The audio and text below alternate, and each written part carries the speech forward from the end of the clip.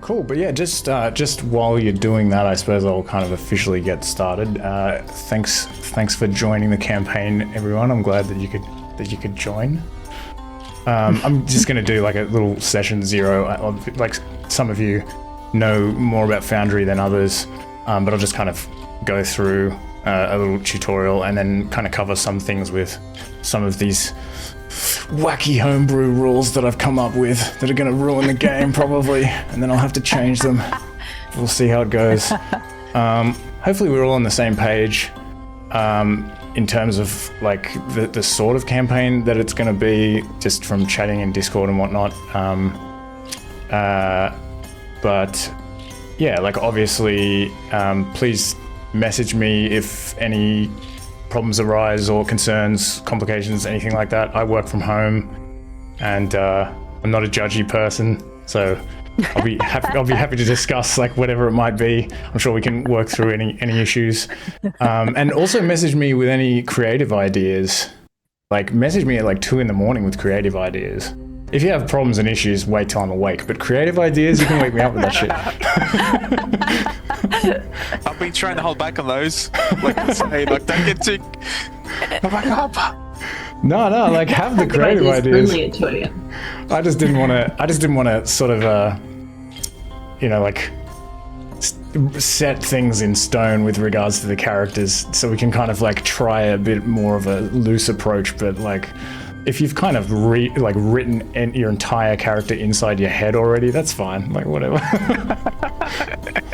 Yeah. As I mentioned, we'll probably do like fairly sporadic sessions at first. Like I said, I haven't run a game for like 6 months, and I've just been like really eager to get back to it. Although this world that I've created, I've never like created a world before and like tried to sort of create like a slightly different approach to a game and take like a sort of an old school approach as well. I mean, I don't want to say that. Anyone that's into old school D&D might be like, what the fuck are you talking about? This isn't old school. But yeah, so like there's probably going to be a bunch of like things that I haven't prepared and things that I don't know. Maybe like think of this as like a beta test. I just wanted to like get in and start rolling some dice. And plus Angelo just wouldn't shut up about it. Just kept trying to get me to play D&D. I was like, I don't want to play D&D. Yeah, I'm like, yeah, you might need one of these breaks to like refocus. I was like, I can't take a break. I'm trying to finish this fucking world.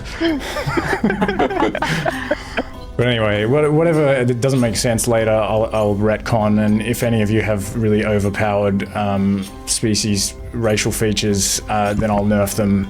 Please don't get offended if that happens. It's just because I'm trying to ruin your fun. I'll discuss it with you first. But yes.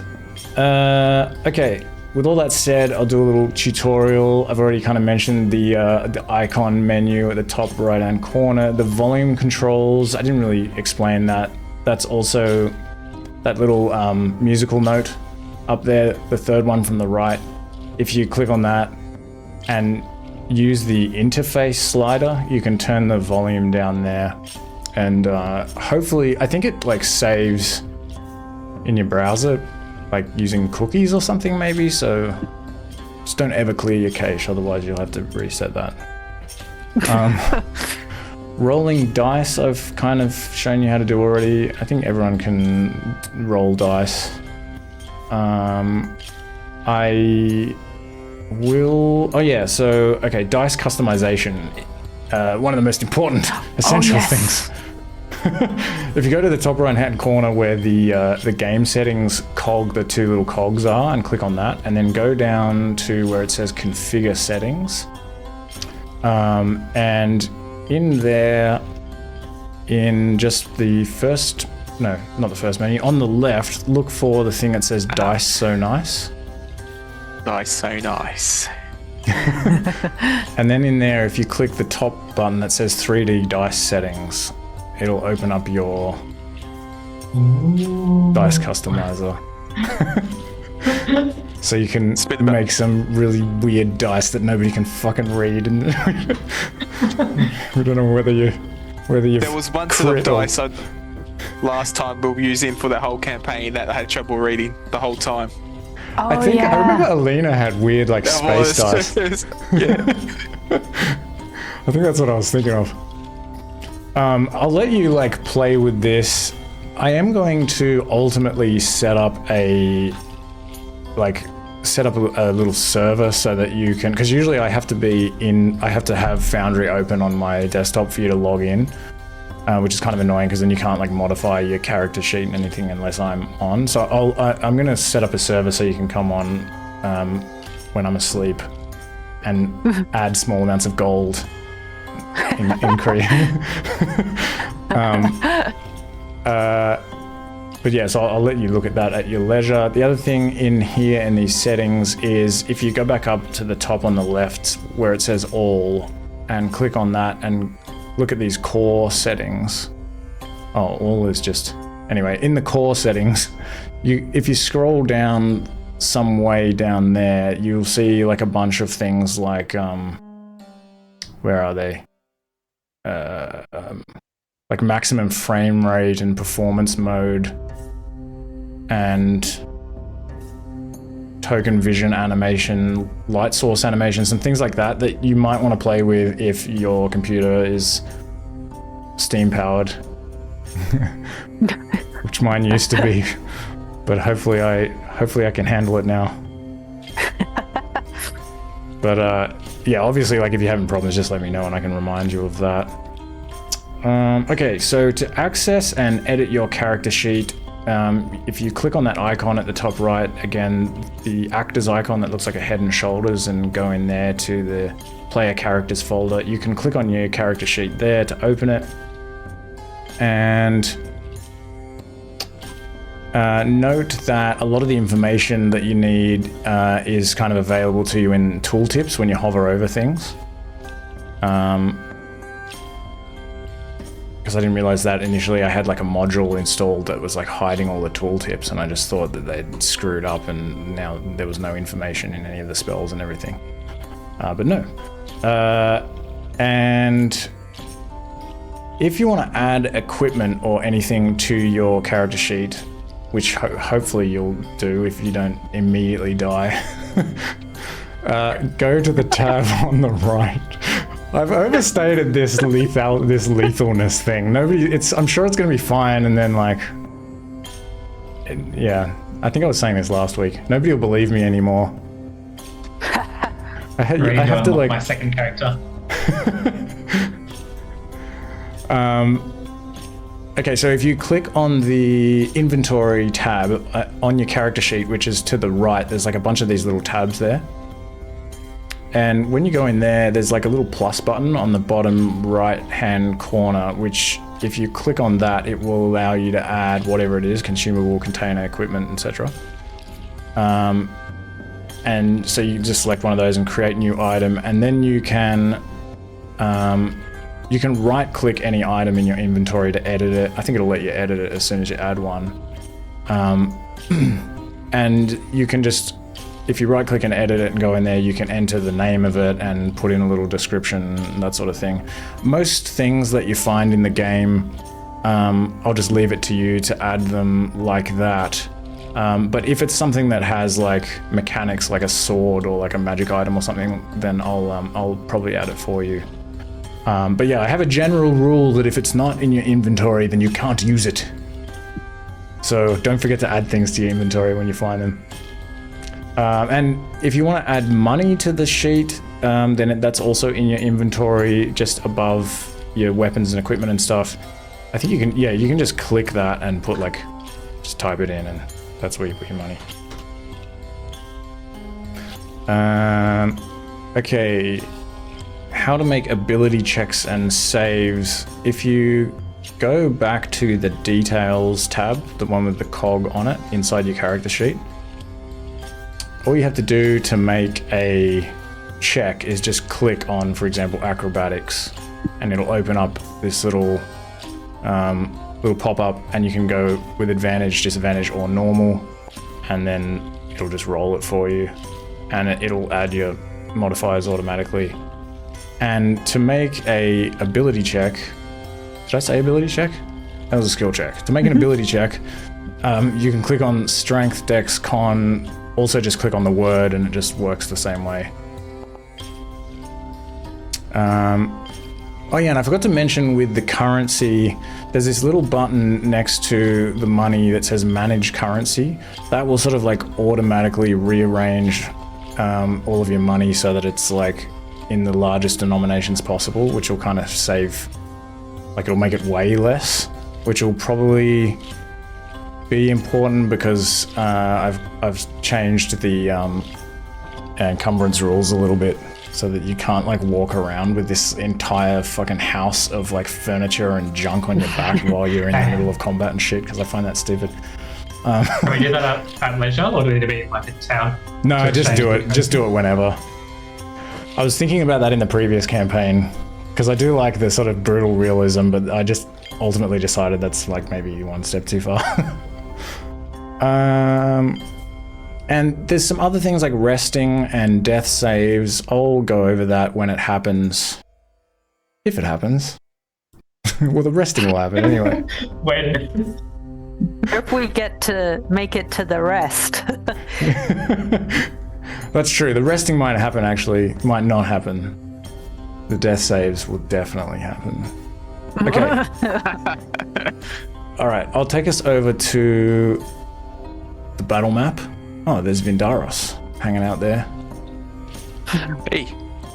Here's your tokens. And can everyone see that? Oh yeah. Alright, so to move you can just wait, I used to have a cheesy Adrian token in here that I could move around. I think it's gone. Oh well. If to move, just left click and drag. You might. I don't know if I have permission to move. Yeah, I feel like token. I can't move mine Oh, either. okay. Try now. What? Hold on. I thought that's what that was. No. Try now. Wait, I just changed it to no movement. That's really weird. Okay. Free movement. Ah, there we go. Ooh.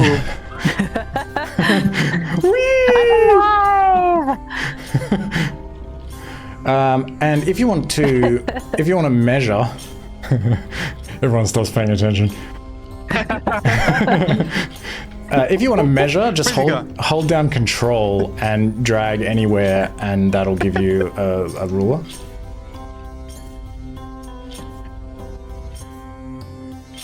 And you've already worked out you can ping by just holding down the left mouse button. If you want to change your health because you've been mortally wounded or mortally healed, you can right click on your token and it'll bring up a bunch of these little options and things. And you can see your health at the bottom there. If you just click in it and highlight it, you can then just enter in your new health and hit enter. Or it'll do like minor maths for you, like if you just go like plus whatever, it'll and then hit enter. It'll just add it to your health. What else? Targeting, don't worry about targeting. Some people really like to use it, but I've just found it kind of adds like an unneeded layer of complexity to the whole thing, so don't worry about that. Switching speed is, you can use that to, you'll notice that like when you move, when you click and drag your token, it kind of shows you like the distance. Ooh, that's weird. It kind of shows you the distance that you're able to move until you start dashing, and then it shows you like where your absolute movement limit is. If you change it, if you have like two speeds, like ready, you have like a swim speed, you can change that thing by right clicking on your token, and it's that bottom left icon. You can like switch it to like your swimming speed. I don't really tend to use it, but like you might find that useful.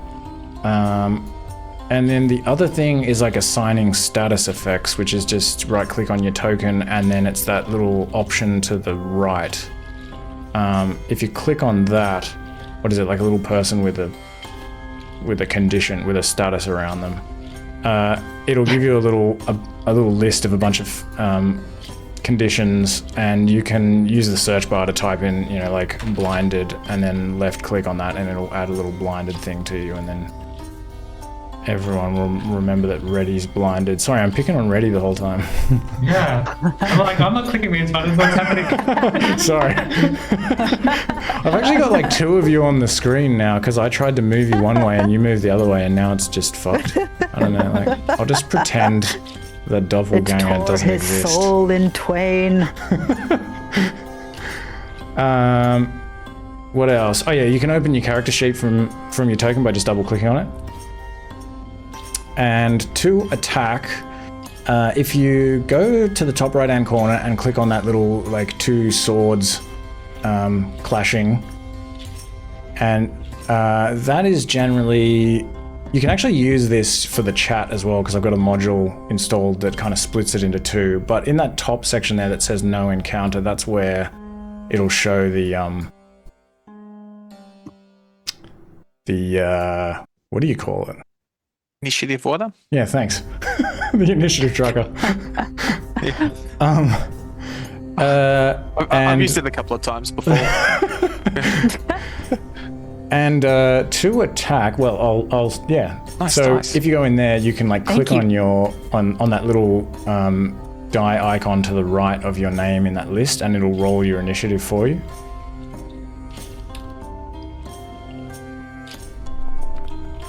Ooh, nice dice. Ooh. I'm working on it. That was a test roll. It's a work in progress.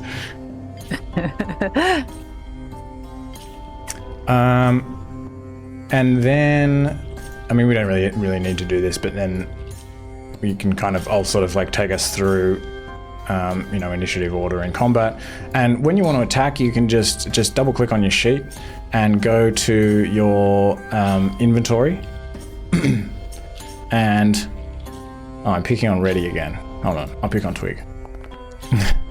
Go into your inventory, and if you just click on the image next to, for example, the unarmed strike weapon or the improvised weapon or whatever it is, it'll create a little box in the panel on the right.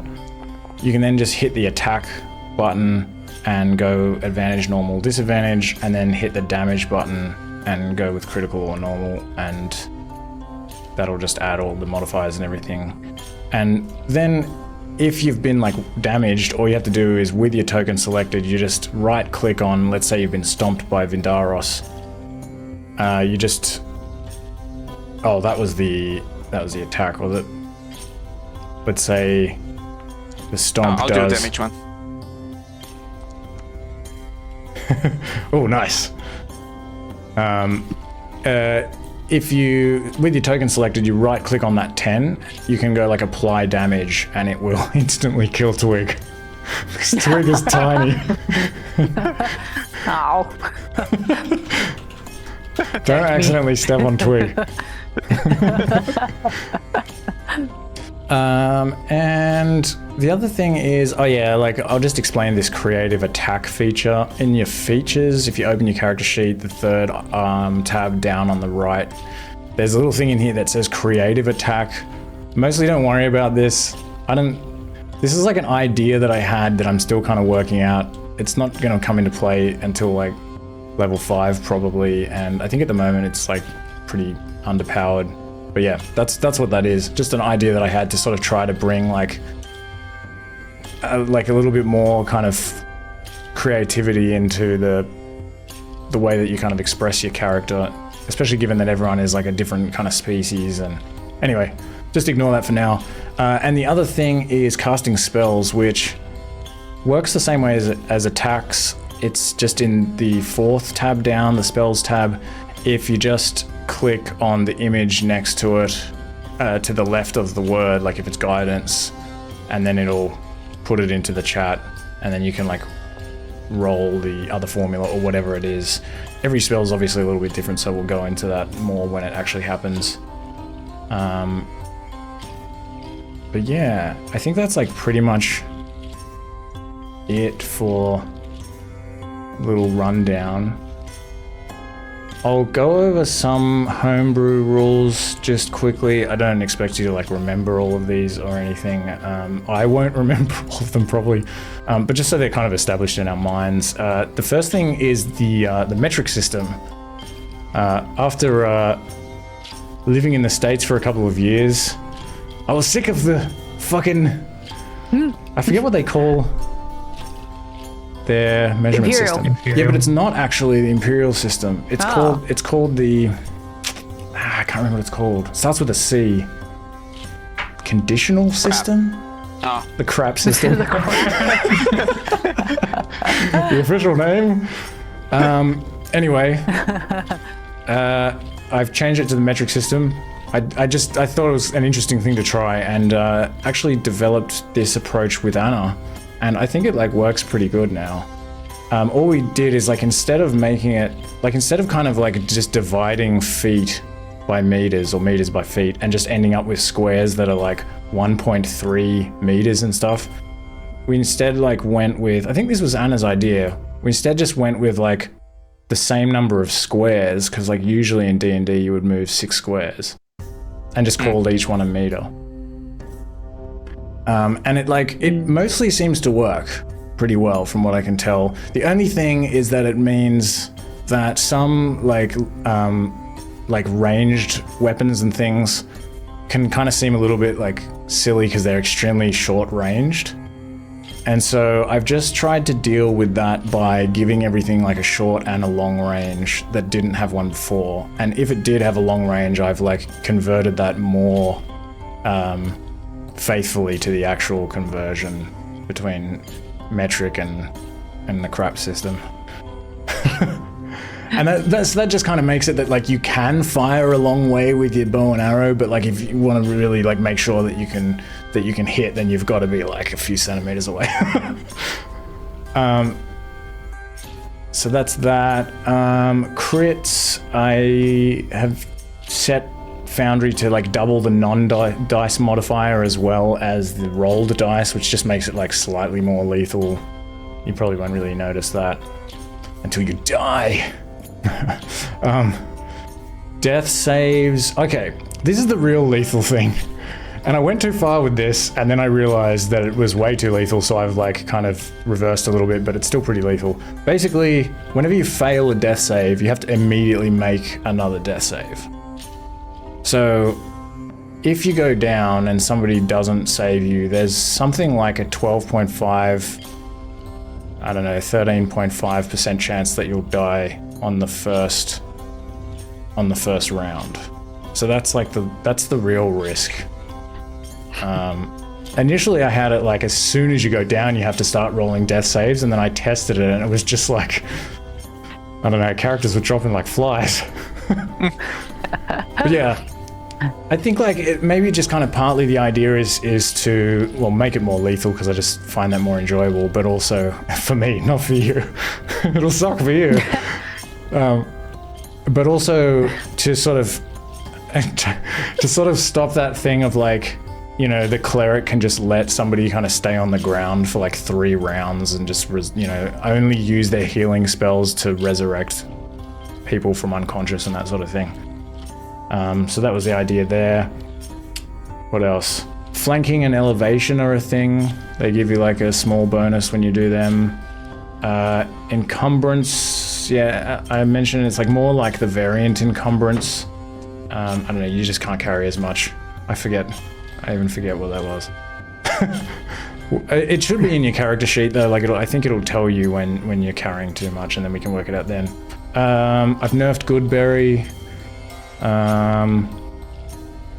Each berry is only worth 1/10 of a ration, but it still heals the same. You can use an action or a bonus action to drink a potion. Okay, resting. So I've made a little bit of a change here, which is that the long rest no longer restores either hit points or hit dice. In order to restore hit points and hit dice, you have to spend 3 days in a GM approved, that's me, a me approved safe area doing like low energy activities.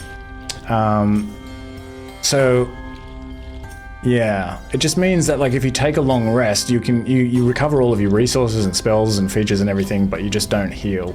You can, use your hit dice to heal as well, but yeah, you don't restore them until you kind of like return to the town or to like a safe place. But I have also modified a healer's kit, which you can now spend 5 charges of a healer's kit to recover a hit die. What else? Spellcasting. Quick question on the healer's kit. Yep. Can that also stabilize? Yes. Still? Yeah, it can still do the normal thing. But yeah, if you have like 5 charges left and somebody's like needs to be stabilized, there's a dilemma there. Like, I don't know. I really want my hit die.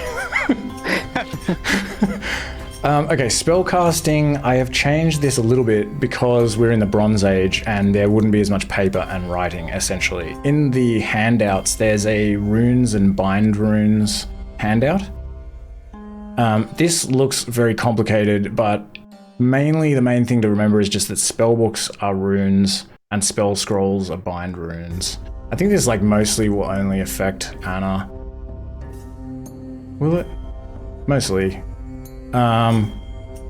And the other thing to do with magic is just that magic is kind of like chaotic and unpredictable in this world. So if you roll a nat 1 on a spell attack, or if a target saves with a crit, then bad things will happen. Bad things will happen. And also the spell foci have changed. But I'll leave that for when it comes up. The only thing is, like, mundane objects like quarterstaves and spellbooks can't be used as spell foci. Familiar shifting, you can change the form of your familiar for free as a bonus action, but it's just then incapacitated until the end of its next turn. I don't think you don't have a familiar at the moment. And then the last thing is experience points. I'll just like assign, essentially you get experience points for just like showing up and playing through the session. So I'll just give you experience points at the end of the session. You don't get like XP for kills and things like that. And then, you just level that way. And so if you miss a session, then you kind of fall behind a little bit, or if you die and you have to start a new character, you got to catch up.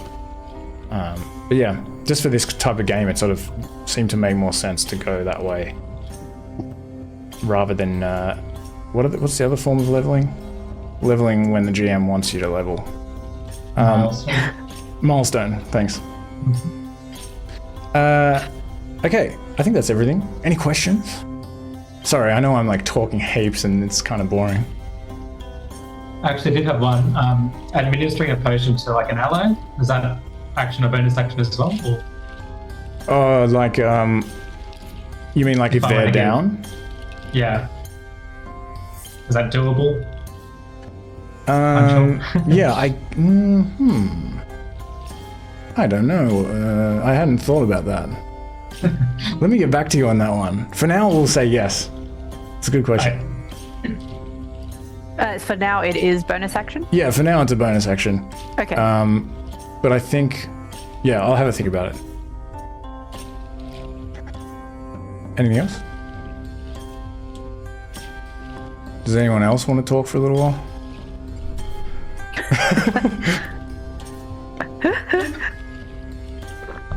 I think I did all my talking at the beginning.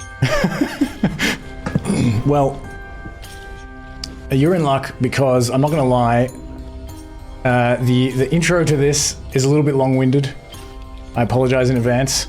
I wanted to sort of give the world a proper opening. I promise, once we get into the game, I'll give the baton over to you, and I won't make a habit of it. But yes. I hope you're ready for 3 hours of me going into great detail about the shape of the leaves. Feature-length film. Ooh, I like the sound of that. All right. I think we can start. If I can remember anything. AMA. Everything's looking good. Alright. I'll stop this music now. You can probably hear it in your sleep. Anna, you disappeared. What do you mean? There's two of me here.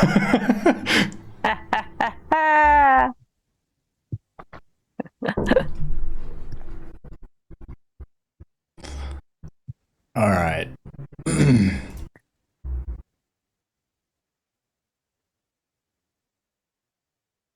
So,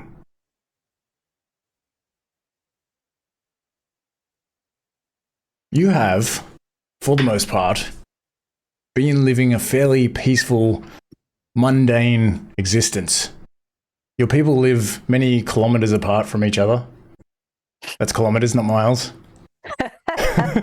On an expansive continent a little bit south of the equator, which you wouldn't know what an equator is. But it's quite warm there. And some of you dwell in a great jungle, while others dwell in the savannah. And all you know are the lands around your small Stone Age village. And though you've been taught both the language of your people and the common tongue of your region, be it desert or jungle, you've seen little of the world, as you've never had much cause to. But then one day, all of that changes, and your world will never feel small again. Retty and Twig, you live in the jungle. Retty, you're an Archelon, a turtle folk. You probably live near a water source, like a river or a lake, maybe. Mm-hmm. I imagine in maybe stone huts, perhaps with I don't know, roofs of grass and branches. Maybe you can tell me. But Twig, you're a Tarsian. You come from a species of Tarsia-like people who live in trees, in tree houses. And early one morning, as you're, I don't know exactly what you're doing, but you're somewhere around your little idyllic village, it is suddenly invaded by lizard folk. These suddenly swarm into your village. They come in, a variety of different forms. Some of them look like large crocodile people. Others look like skinks and smaller lizards. All of them are carrying spiked shields and have spikes and scales and big sharp teeth, and they're carrying these big weapons with spikes on them, wearing leather armor, and they're carrying also bronze weapons. And you've never seen bronze at least in this form before. So as these lizard folk swarm in to your village, Retty, what are you doing at the time when this occurs? When this happens, so Retty's exploring around the waterfall that's near his idyllic village. Just going for some swims, jumping off the top, and having a good time, just in general. That's and Twig, what are you doing when these lizard folk swarm into your village? Twig is out gathering special berries for the ceremony that he has to later perform with his shaman master. So yeah, he's picking the best berries. What ceremony is it? A funerary one. Okay. All right. Mm-hmm. And so, I guess in your case, these lizard folk probably have to climb up the trees with hooks and ropes to ambush you. But yes, all of a sudden, these very vicious creatures invade your village, and they are really, really ruthless. They capture the young and the healthy, which includes yourselves, and they kill all those that they can't otherwise sort of overpower and force to submit. The warriors and mages and religious leaders. Probably your shaman master Twig is slain, and anyone also that's too weak or the very young, they kill them as well, or abandon them in the forest to die. And you're bound and tethered to each other and taken through the jungle to the southeast. And each of you as well it also has this leather neck collar strapped around your neck.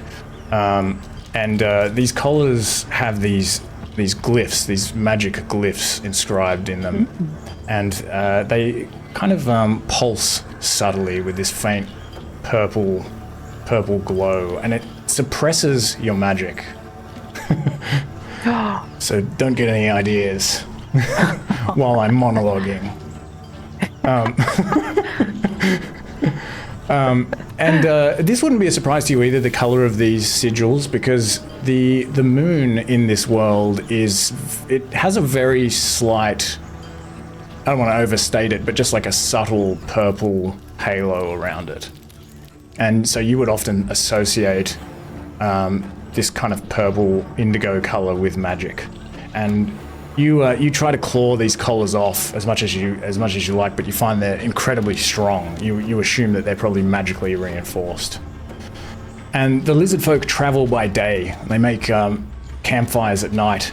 And eventually you come to a river, a fast-flowing river that's at least 100 meters wide. And there you see a large wooden boat with oars and sails. You've never seen such a thing before, but you don't really have time to marvel at it because the lizard folk sort of herd you onto this boat and lock you behind wooden doors. And these doors and the bars that are connected to them, they lock you they lock you behind bars with doors that also have sigils written on them that are sort of also sort of pulsing with these indigo colored sigils. And the boat leaves the riverbank and sails downriver. And the journey is long and horrible, and you're crammed in there, you're dehydrated, exhausted and sick. And other captives of various different species are loaded onto the boat as you travel down river. It kind of stops a number of times to take on other species. There's like cat people and frog people and rodent people. And you journey for something maybe somewhere around like 13 days. And during this time, those of you who live in the savannah experience a very similar calamity. Yao Mei, you're an Anubian from a species of jackal people. You probably live in maybe desert caves, something like that. Perhaps you're a bit different. I was thinking something like that, holes in the ground or something, yeah. Yep. And Vindaros, you're a Macedonian from a race of proud elephant people. And you are nomadic. Your people are nomadic. And in your case, sometime in the night, you're attacked, rather than the early morning. And it is not lizard folk for you, but rhinoceros people who attack you suddenly in the night. And, these are like huge, muscular, grey-skinned rhinoceros folk with big horns on the ends of their noses, and they're dressed in furs and wearing leather and bronze armor and carrying these huge, war axes. And you also note that they're carrying these shiny bronze weapons that you've never seen before. So Yao Mei, what are you doing at the time when these rhinoceros people invade? Well, I would imagine if it's at nighttime, is it solid nighttime or sort of dusk-ish? It could be dusk. Okay. Well, then in that case, I would probably be helping to settle any young. As a protector, my job is to protect the younger members of the tribe. So I'd probably be trying to settle them, get them to sleep, but still keeping a watch for anything trying to attack, at least. I imagine that you would be especially distraught to see the young kind of abandoned and left behind as you and the others are bound and taken away. Yeah, absolutely. I'd be trying until I absolutely couldn't to protect them and keep them safe. Yeah, And if they're being left behind or killed, I would absolutely hate that. Yeah, understandable. Yeah, these rhino folk are vicious, and if you just keep fighting against them, they probably just knock you out. If they decide that you're sort of young enough and strong enough that you fit the bill, they probably just have to knock you out to stop you from fighting them. But yeah, Vindaros, what are you doing when you're attacked? Just prior to being attacked, I'd probably be just sitting outside, similar to a yurt structure, and just either smoking like a pipe that he's carved out or working on his next piece, just like whittling away at some... for him, it's a little piece of wood, but it's probably like a massive log. No, they're just whittling away, just gathering some thoughts, I guess. So what sort of piece is he making? I would say maybe a little figurine he's trying to carve for a family member, or a jewelry piece. That's one of his. He likes to just carve out and it's sort of like meditating. Well, yeah, I mean, I guess his meditative piece is very seriously disturbed, and he's probably very, very angered when one of these rhino people sort of storms over to him and just like snatches this thing from his hand and just like tosses it down in the dirt. 100%. He'll be up on his feet and fighting back. Are they very much outnumbered as well? Yeah, you're outnumbered, and they have these bronze weapons. There's not much you can do ultimately. Maybe they would be like, this one's a strong one. He'll be definitely putting up a fight until he couldn't anymore. Either subdued or exhausted and overran. Well, yeah, ultimately he is unfortunately subdued and taken off into the night along with many of his people, while the rest are killed or left to die.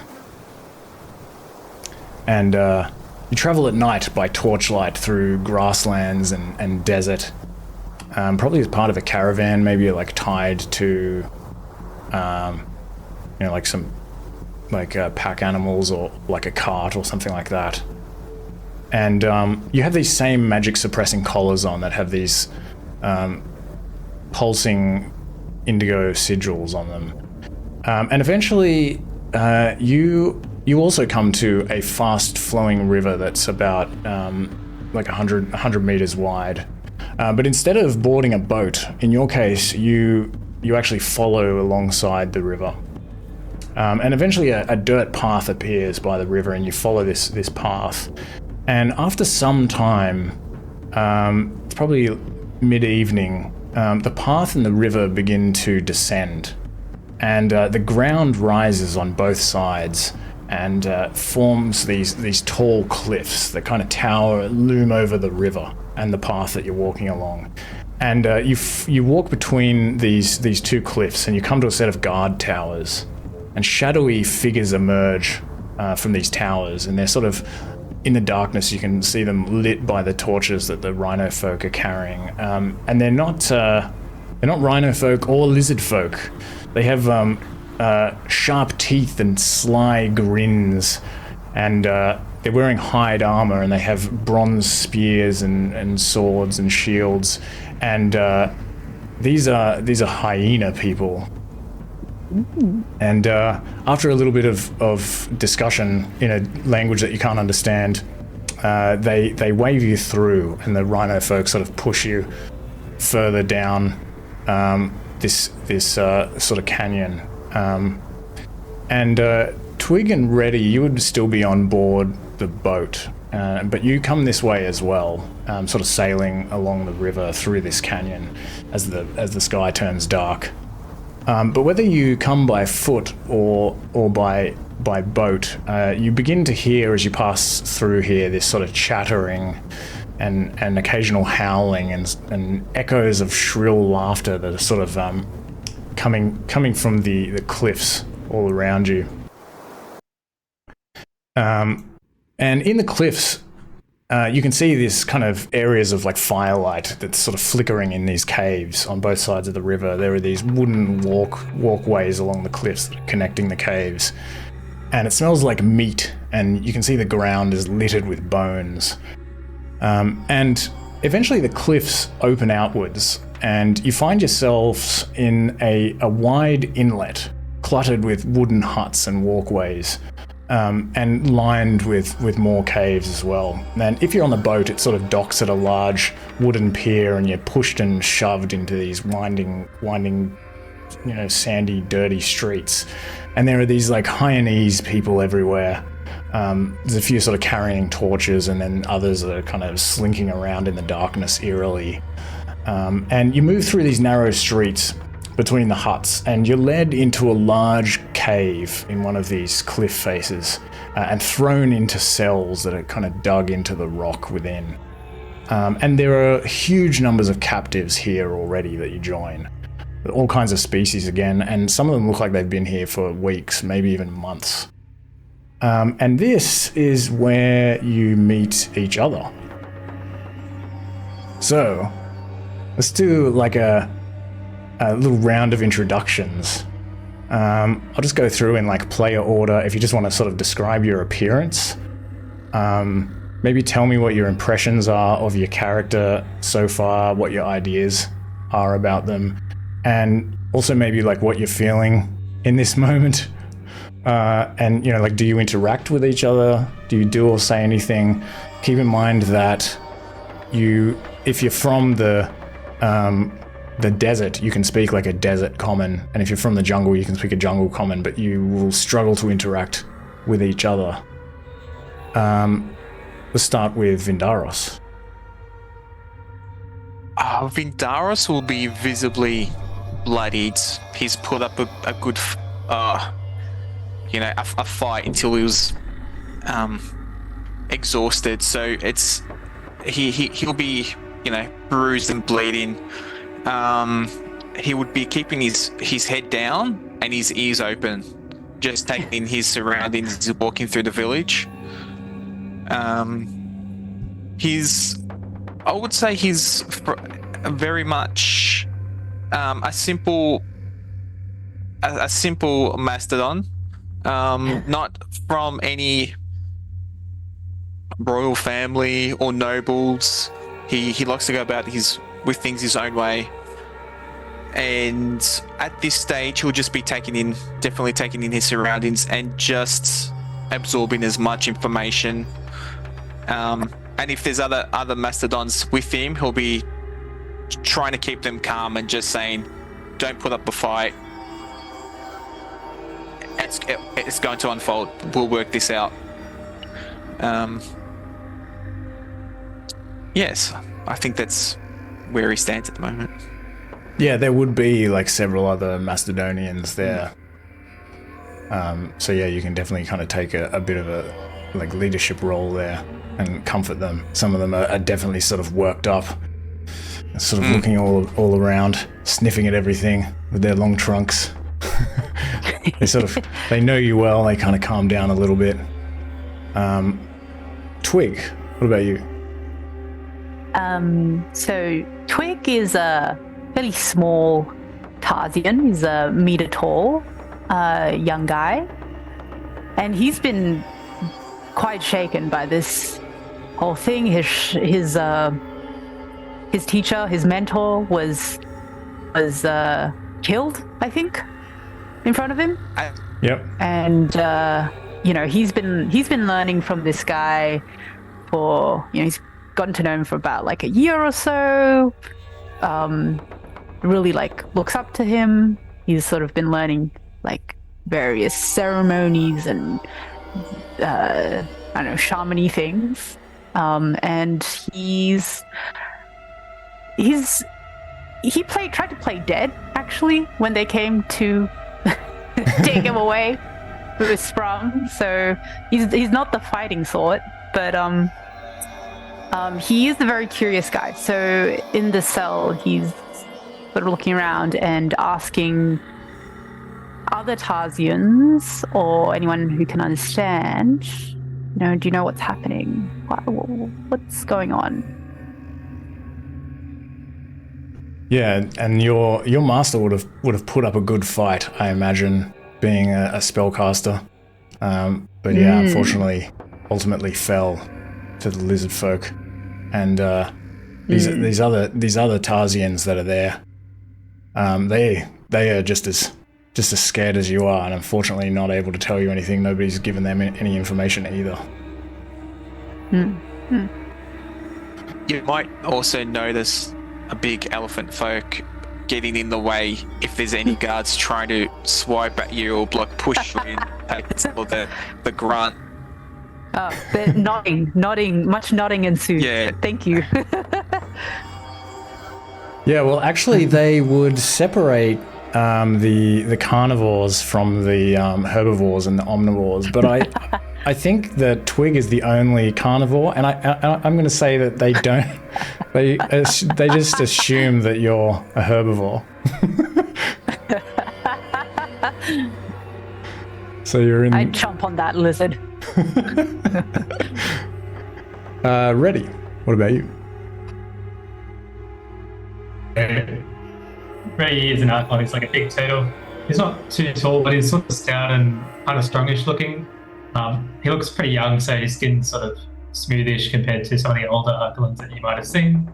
And he's carrying this really big, sort of hefty shell with these really, really massive eyes. That's the only photo I could find. So you see, while he does look sort of young, and I guess something like sprightly, the shell itself is kind of chipped and scarred in places, and it kind of looks like it's been sort of pre-used and pre-loved.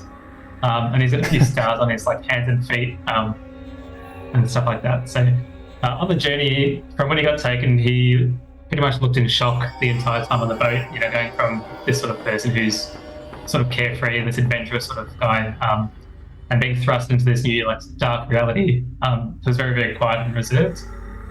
But when they sort of get tossed into this cell, he looks around for other people that might be from the jungle and tries to sort of talk to them and learn a bit more about what's going on. Did this happen to everyone? How long have you been here? And just try and find out what he can. Yeah, I mean, you could definitely speak to Twig. You guys would both speak the sort of common language of the jungle. Ah, cool. What's going on? All the people got taken from Is it just us in the cell, or is it like other? Yeah, there's like hundreds of people around, but the four of you have kind of been thrown in. You're just next to each other, sitting around near each other. But yeah, Ready? I guess like as an adventurous type that you are, this wasn't exactly the sort of adventure that you were planning on going on anytime soon. I keep forgetting I'll get there. Yao Mei. Yes, you got it right. Good job. Yeah, I think Yao Mei is just angry. I think you can tell pretty clearly from the stance that he takes at the doors or the bars of whatever sort of enclosure we're in. I kind of situate myself near the front. Anytime Vindaris kind of steps in to stop somebody from getting hurt, I'm kind of doing the same. He's very much still leaning into that protector role. Definitely also a bit bruised, a bit battered. But yeah, I think the main aura that anyone is going to get is just unyielding rage. Sometimes when these like hyena folk or rhino folk sort of open the cage door to sort of push somebody else in, I imagine they have to like fight you off from kind of having a crack at them as they. Oh yeah, I'm definitely just going for it. There's no like thought. It's just attack. Any sort of chance I get, I'm going for it. Same thing with like, even if I can reach out and try and swipe at people's ankles or something as they go by, kind of try and get that like Achilles tendon at the back. Oh. Anything I can do to try and hurt somebody out there who's against us, I'm down to try it. Yeah, you like trip one of these hyena folk guards over as it's kind of walking by. It's like like falls over and you've just like cut this like massive gash in its heel. Can I kind of mock their like sort of chittering laughter sort of sound as it falls? It kind of lands on the ground. It's like clasping its ankle and it sort of looks back at you and just sort of loses its grin real quick as you're like mocking it. Yeah, one of these like flipping the bird without actually doing that. And with more pain, just for fun. One of these rhino folk guards comes in and it's just like, like you don't know what it's saying, but essentially like get up, kind of like hoists this like Hyenese grunt off the ground, and it kind of like limps away while this like guard is sort of like mocking it as well. Yes. I want to see them all knocked out of pegs, but I'll take what I can get. They probably keep their distance from the cage now. Twig? No, I was just gonna say, I might whisper to Reti, like, oh, these guys seem strong. Maybe they're worth sticking to in these uncertain times. Like a good plan for me.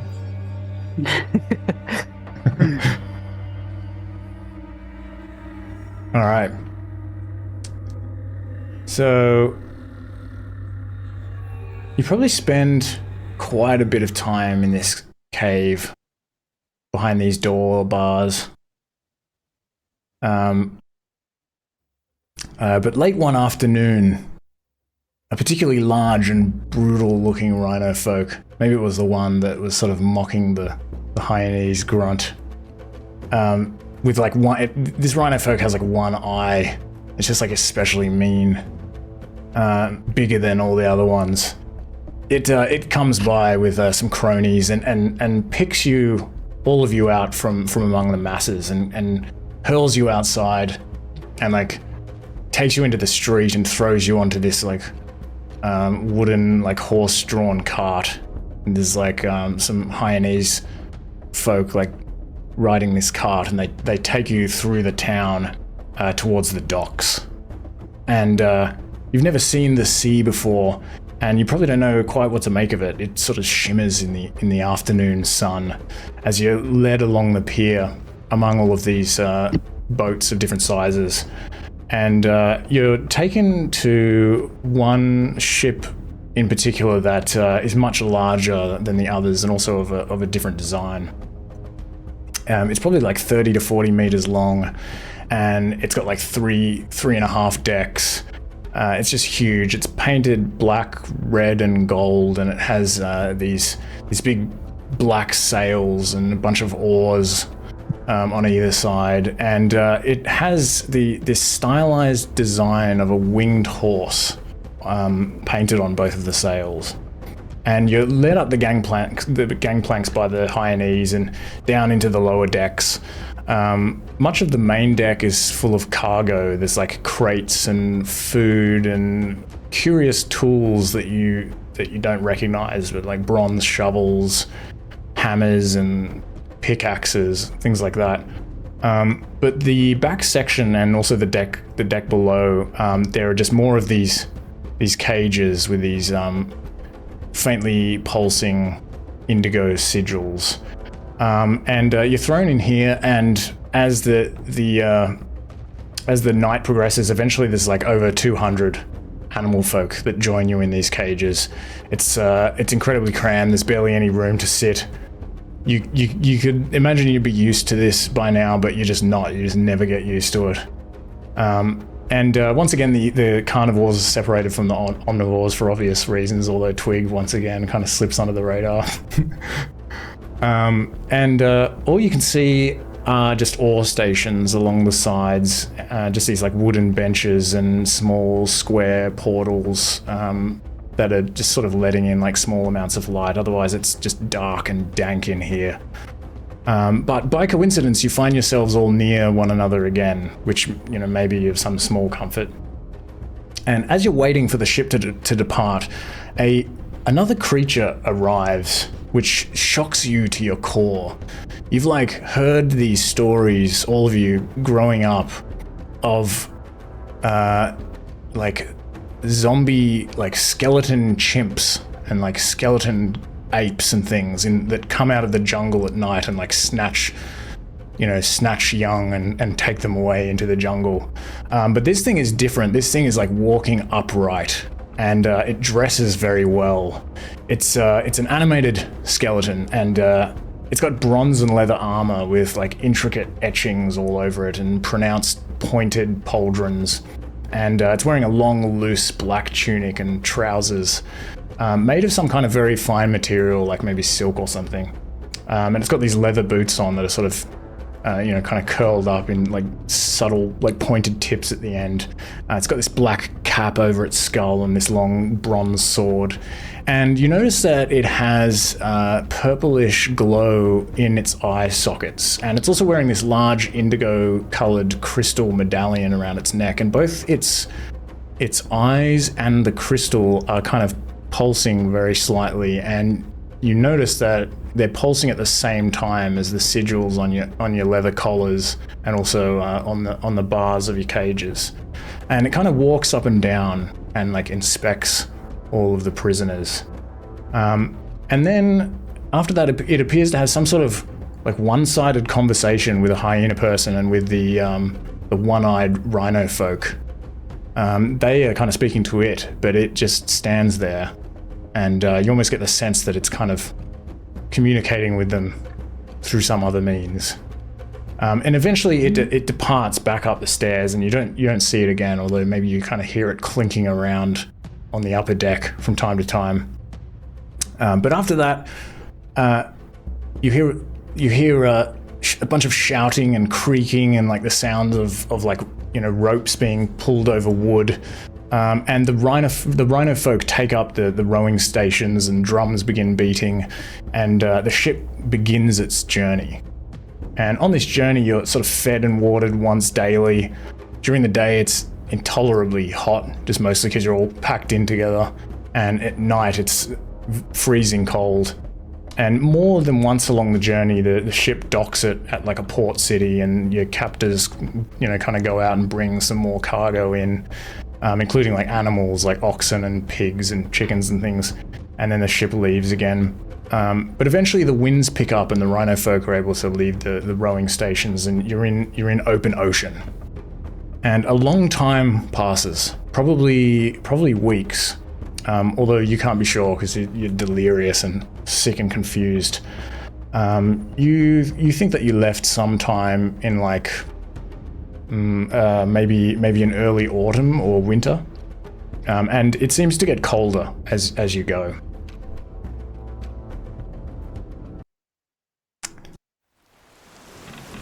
But one night, it's raining heavily, and water sprays in through the portals and wets the deck, and it's freezing cold.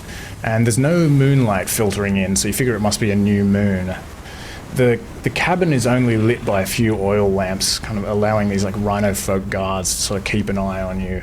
And suddenly from above, you hear a Hyenese person cry out in this shrill hyena voice.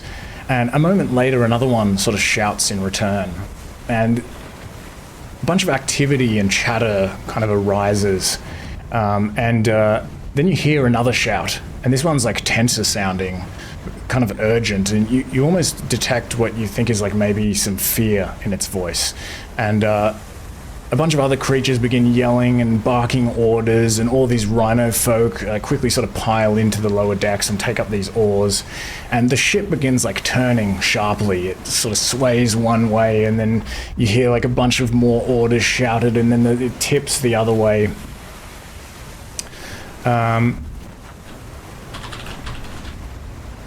And all the prisoners sort of peer at each other apprehensively as this is happening. And then after like a moment of anticipation, a whole chorus of voices yells out at once from above. And you think they're kind of saying something like, "Whoa!" or like, "Shit!" And at that moment, there is a deafening crashing sound. And everyone lurches towards the bow of the ship as this giant rock smashes through the right side of the ship from the starboard side of the bow. And it just rips this huge hole in the hull, sort of chews through the deck, and just carves its way diagonally inwards just past the prisoner cages. And as it moves, it actually tears off a part of the side of your cage. It's like far too powerful a force for these sigils to prevent it from happening. Almost immediately afterwards, the rock sort of shears through the deck and like smashes into the central mast, and the ship just halts abruptly. And the purple sigils on your collars and on the bars, they sort of flicker, and then they go dark. And suddenly you realize that you're free. And the spellcasters amongst you, you feel your connection to magic return. And outside through the hole in the hull, you can just see this raging thunderstorm. There's lightning and waves crashing into the ship violently. And the rock also tore a hole in the upper deck as well, and rain is like pouring down, sort of illuminated by a faint light. So you think it's probably nearly dawn. And all kinds of cargo from above also begins crashing down onto your deck through the hole. There's like crates and animals and all kinds of weapons and tools. You see like a bronze dagger and a harpoon and a spear, a hand axe. You see like some rope, like a shovel, like. There's all this water rushing in, filling the front part of the ship. And one of the prisoners who was in your cage, now free, sort of mutters something in another language, but you're pretty sure it's something like, "Fuck it," and they just run straight towards the hole in the hull and jump into the water and disappear into the waves and the rain. And several others like sort of look at each other and shrug and then follow. But many of the other cages are still intact. The prisoners inside will definitely go down with the ship if they can't get out. You know, the sigils have gone out, but the bars are still intact. And they're like shouting and screaming in panic, just sort of desperately trying to like break these bars. And they reach out to you through the bars for help. Like, "Help! Help!" What do you do? Oh, Vidaros isn't even going to think about it. He's busting open his cage door if it isn't open already. He can easily get out. Yeah, and picking up a harpoon or a spear. And are the locks like chains as well in the padlock?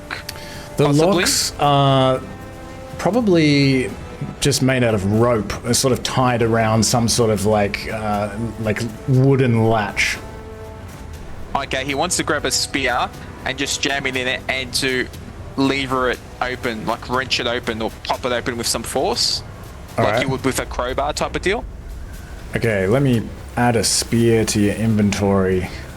What do we got? Ooh. A bronze spear.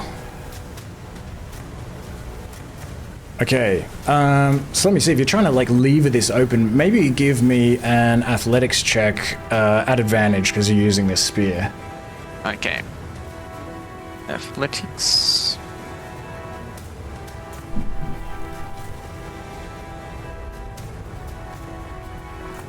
Nice. You just like storm over, pick this spear up, and just like lever the whole fucking like side of this cage up out of the ground. It's kind of like slotted into the planks of wood on the deck. Just comes up and like comes back, and you just like tear it off. And all of these Go on.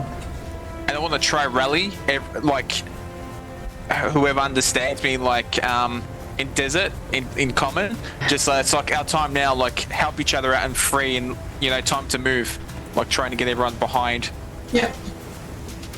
Ayame is very, very much following, trying to pull people out. If people aren't listening or they're kind of huddling back, just going to try and grab them as other people come out who are more willing to leave. All right. Follow behind and just kind of get anyone who's straggling. Yeah, they come all spilling out of this cage. Some of them are sort of looking around nervously, and you can kind of like grab them and pull them out as well. And they sort of thank you for helping them out. How many more cages are there? There's like probably a couple more on the lower deck and one above. Okay. Can I try and get some sort of weapon, maybe a dagger or a sword or something, just to try and cut the ropes for the other cage doors and try and get those people out as well? Definitely, you can like find a dagger on the ground. I'll put a dagger in your inventory.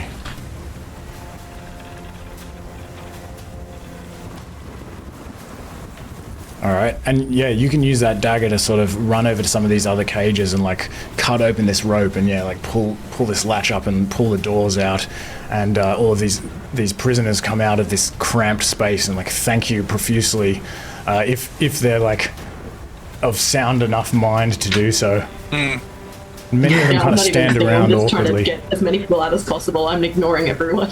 You're just like pushing them out. They're just like practically kind of stumbling out of the side of the boat into the water. Anyone who's dawdling to thank me, I'm just dragging them. Get the fuck out. Go.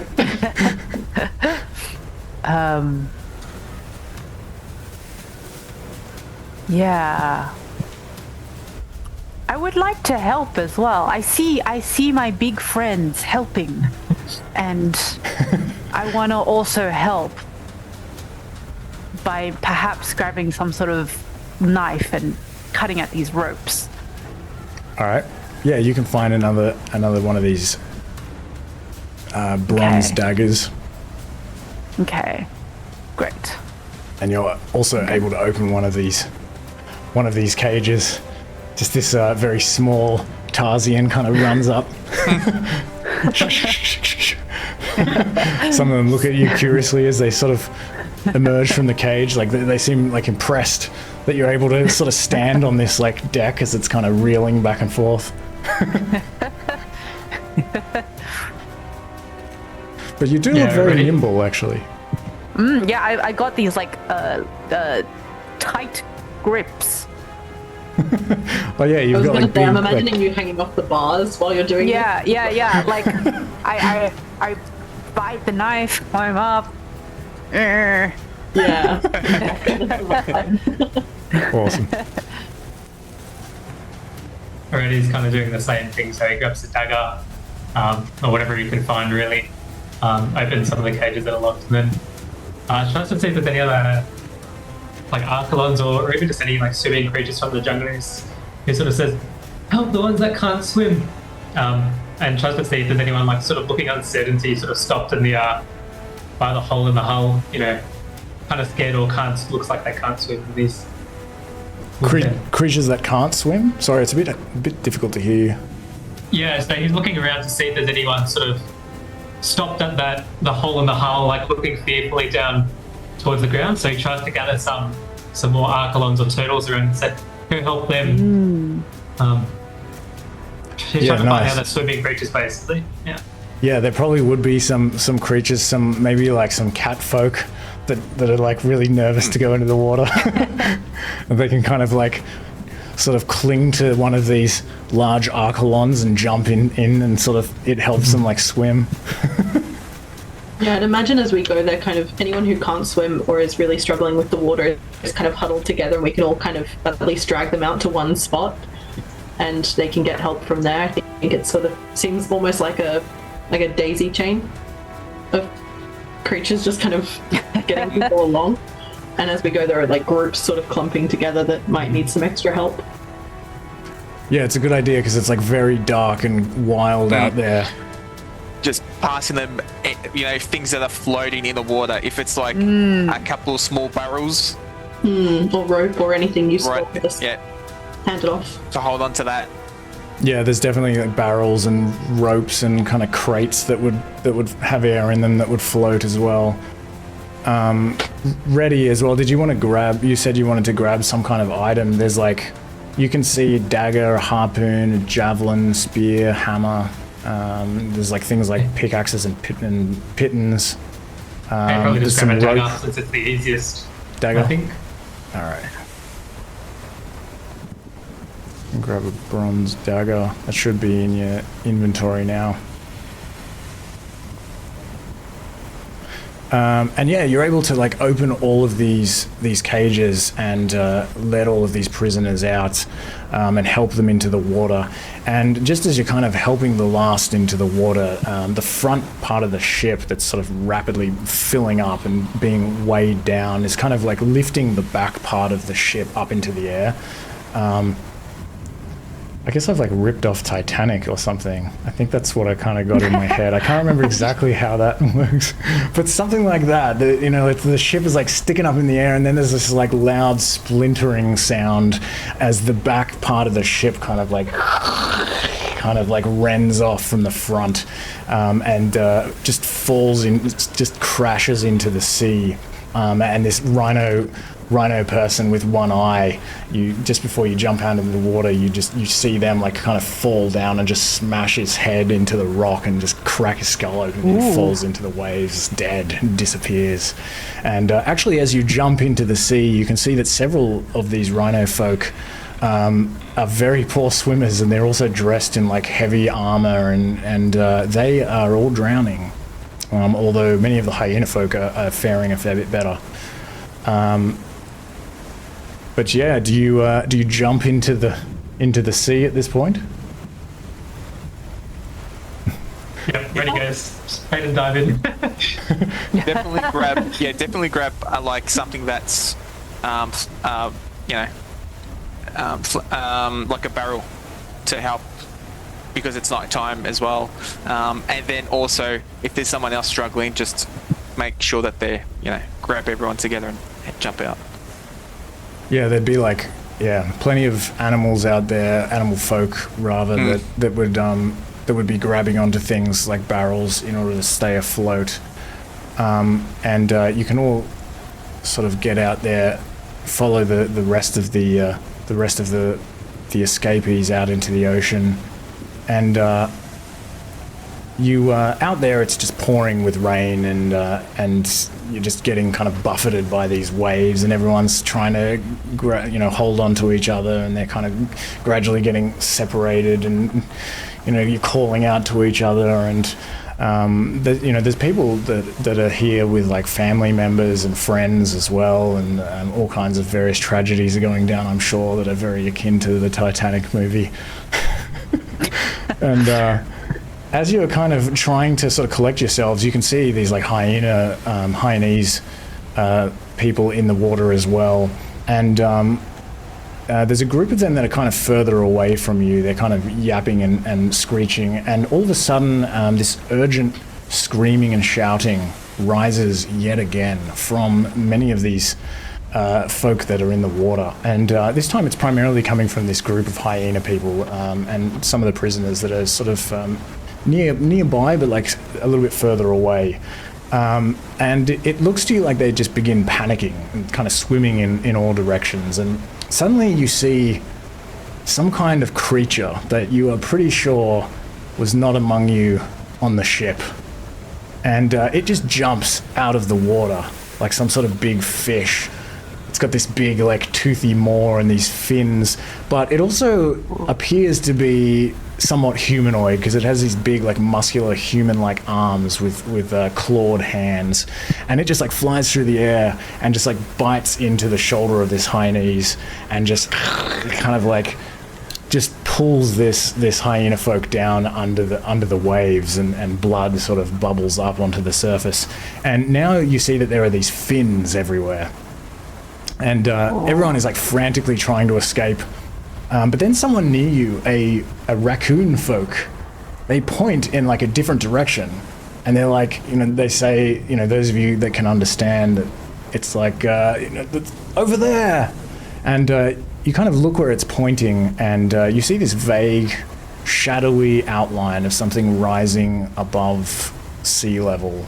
It's probably like maybe about 1 kilometer away, and you're pretty sure that it is land.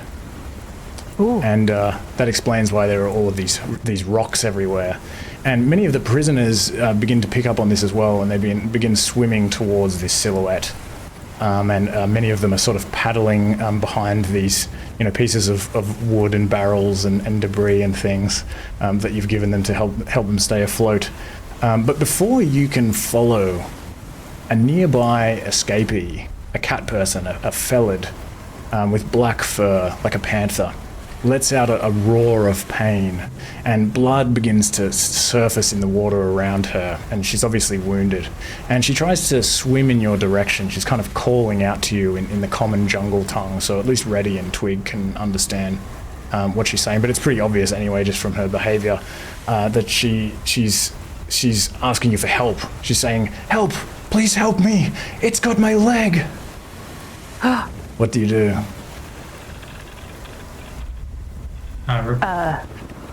You go. When he turns around and he sort of points and tries to make a bunch of noise so that anyone that isn't from the jungle sort of understands what's going on. And he dives under and goes to swim over and help her. All right. So, you dive over in the direction of this felid that is struggling to escape these creatures, and I'll take us over to the map. How far away would she be from us? She's pretty close. She's only like 3 meters or so away from you. Ooh. Yeah. Vindaris will definitely, if there's rope within reach or something that he can reach out to help her stay buoyant, throw it in her direction and make his way over. So from where you are, you can see some rope over on a rock. But I'll put us into initiative before you try to go and grab that rock.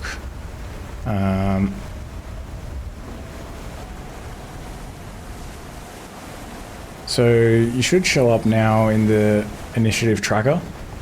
Just for anyone that's forgot, if you go to the top right-hand corner and click on the combat encounters icon, which is the 2 clashing swords, then you can find your token in there and click the die icon to the right of your name, and it'll roll your initiative.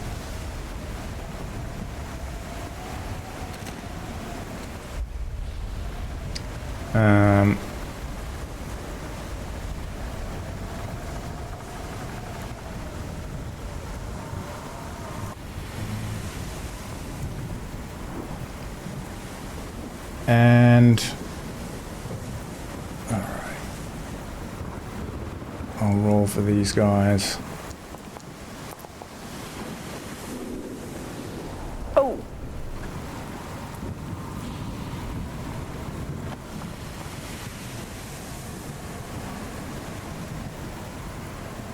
Okay.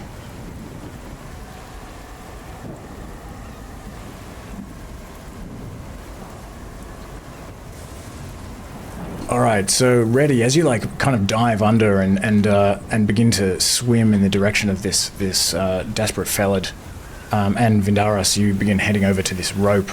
You see this fin in the water behind this felid, and it just moves towards the felid and kind of jumps out of the water, and it attempts to claw her in the back as she is desperately trying to get away. But she manages to she hears it splashing in the water behind her, and she kind of just dodges out of the way of this claw attack.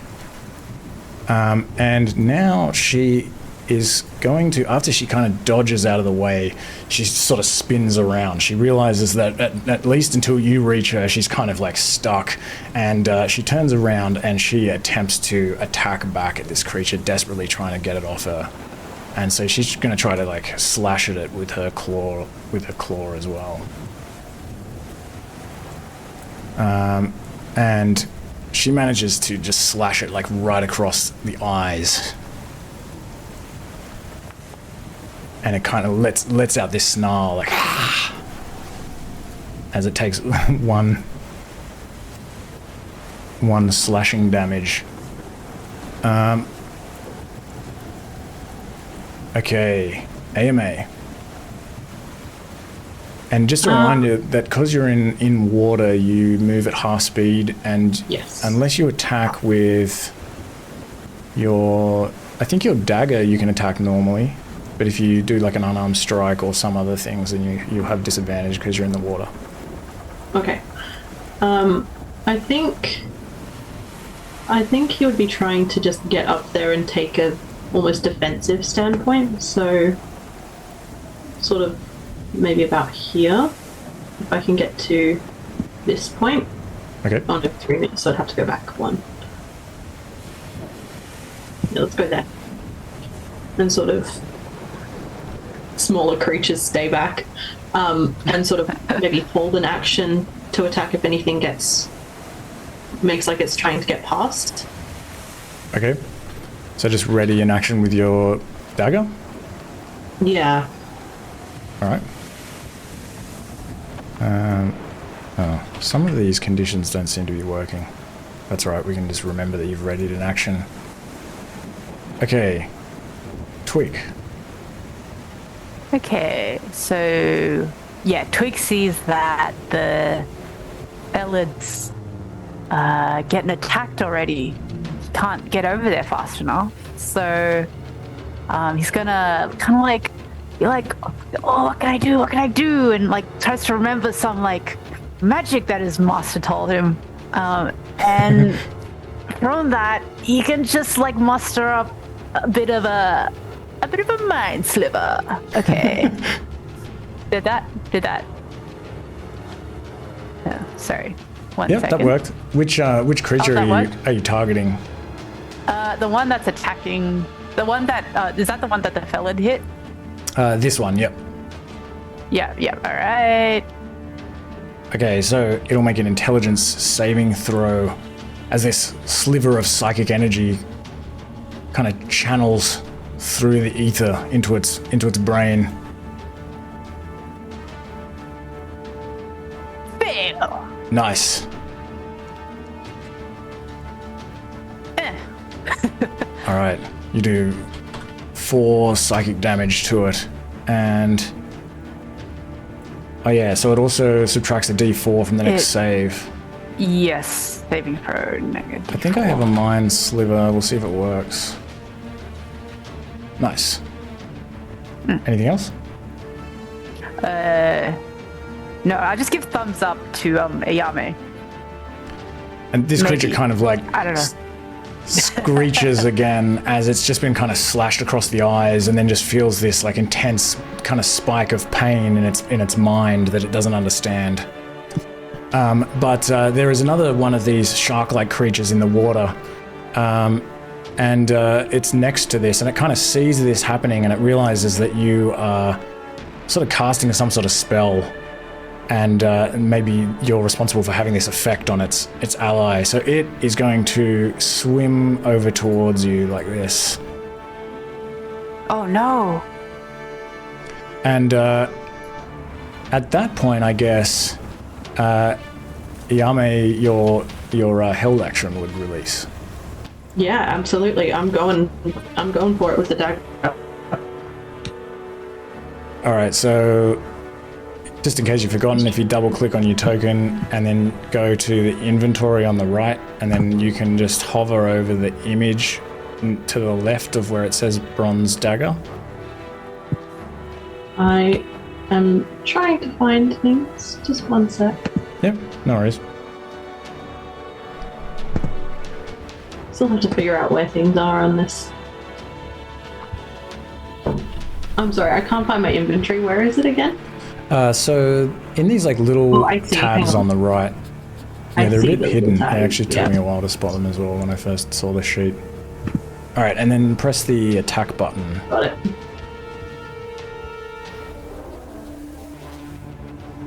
Did that work?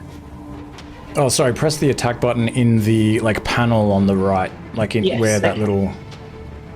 Then it's a normal roll. Yep. Yeah, got it. You just missed this thing as it swims Okay. past. it's just much more used to being in the water than you are, and you just try to like stab at it, but it just and it is going to attempt to bite Twig. Oh dear. Oh dear. Oh, good. Ha! Barely a nibble. Just let it scratch. All right, Vindaros. Vindaros wants to make his way towards 1, 2, 3, towards that rock and rope. Okay. Can he use his dash action to climb up onto the rock face? Yeah, give me an athletics check because it's pretty slippery and difficult to climb up, especially in this storm. Okay. Oh, sorry, I just moved back a bit. Sorry?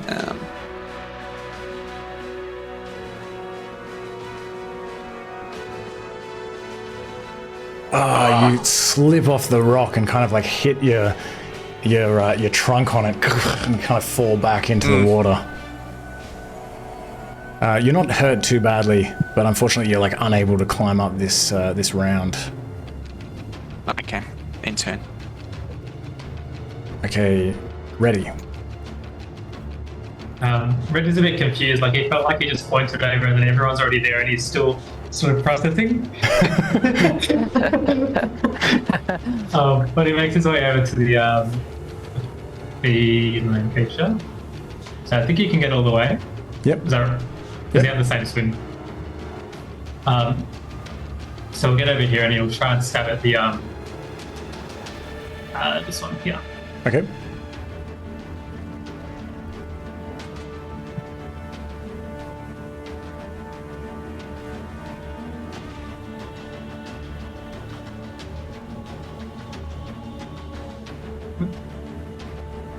There we go. Ooh, I thought that was going to be a crit, but you definitely still managed to hit with your dagger. And then damage. Oh. All right. It's kind of like just trying to like wipe the blood from its eyes and like shake this mind sliver out of its head, and just as it opens its eyes, it just sees you kind of swim expertly just around this felid and just straight into its shoulder. Anything else? I think we're ready. Okay. This shark-like creature here, it sees Vindaros kind of slip off this rock and make a loud splash. It kind of hears this happen. It's like, and it can see that you're doing something. It doesn't know what you're doing, but it's very suspicious. So it's going to swim over towards you and attempt to slash at you with its claws. And it hits. And does,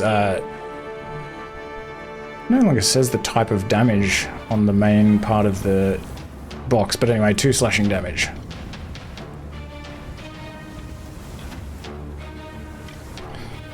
Alright. This creature up here, sort of trying to get its bearings. It is not sure which of its foes to attack, and it is going to target the felid. So it kind of like just goes after the creature that it was going after before, because it's sort of confused and it's just like and just tries to bite this cat folk again. And it is very confused. It completely misses. And the cat folk is going to try to claw it back, and it will have actually disadvantage. I think I forgot last time, but that's all right. And it still manages to hit.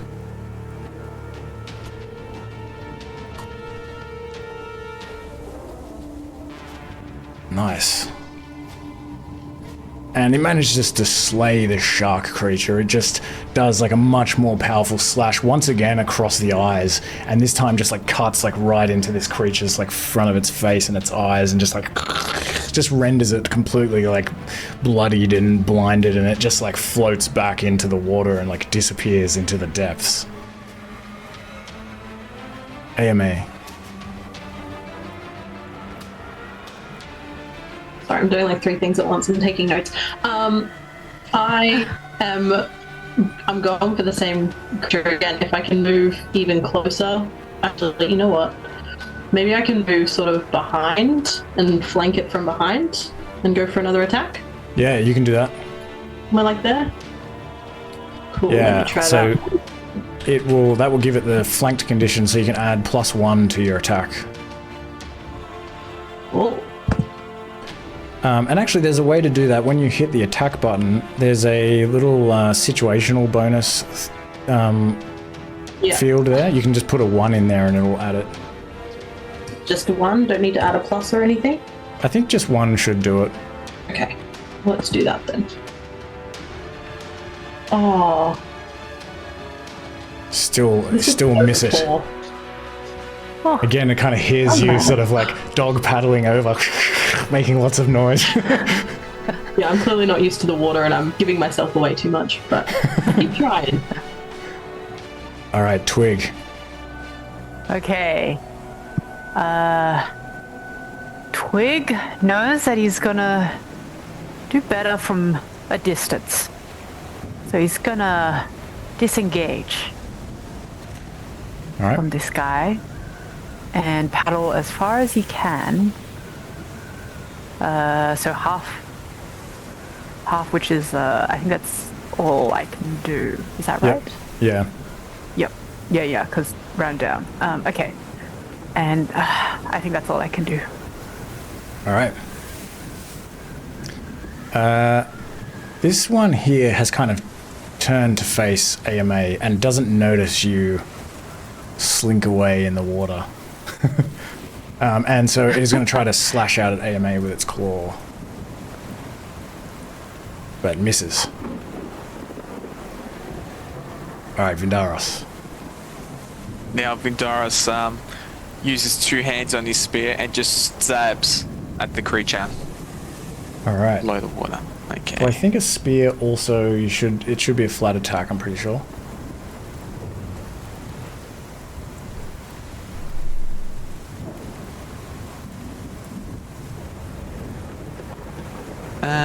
Would that be versatile as well, 2 hands? Yeah, you can do that. Yeah. And don't worry about all of that text there. When we get a nat 1, then we can sorry. think about that. That was the damage, I think. Sorry, let me do the wrong button. Attack.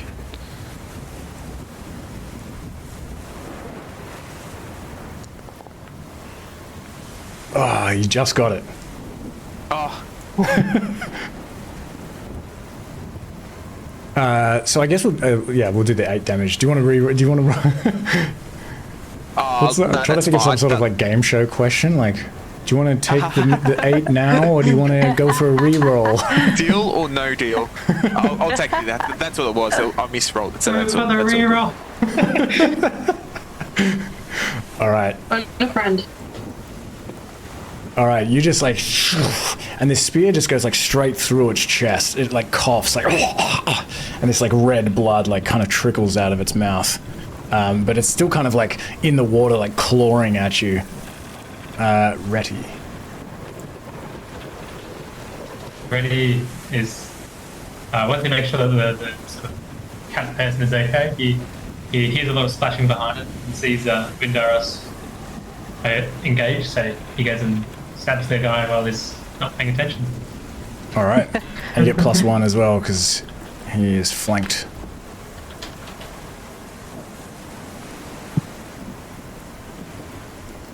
I didn't see where the +1 was.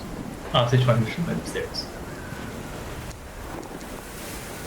Miss.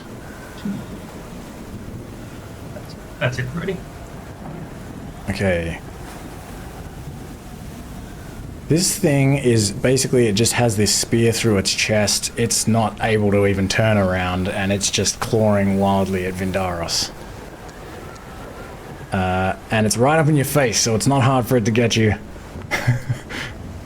And it hits you for 6 slashing.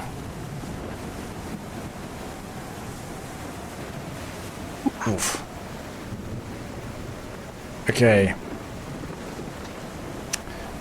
This fella kind of looks back and forth, and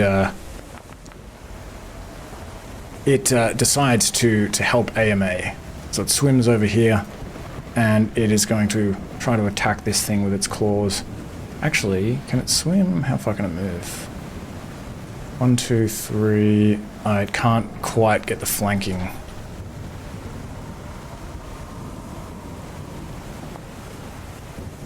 And it's disappointed that it can't swim fast enough to kind of flank this thing properly, and its disappointment kind of clouds its judgment, and it misses.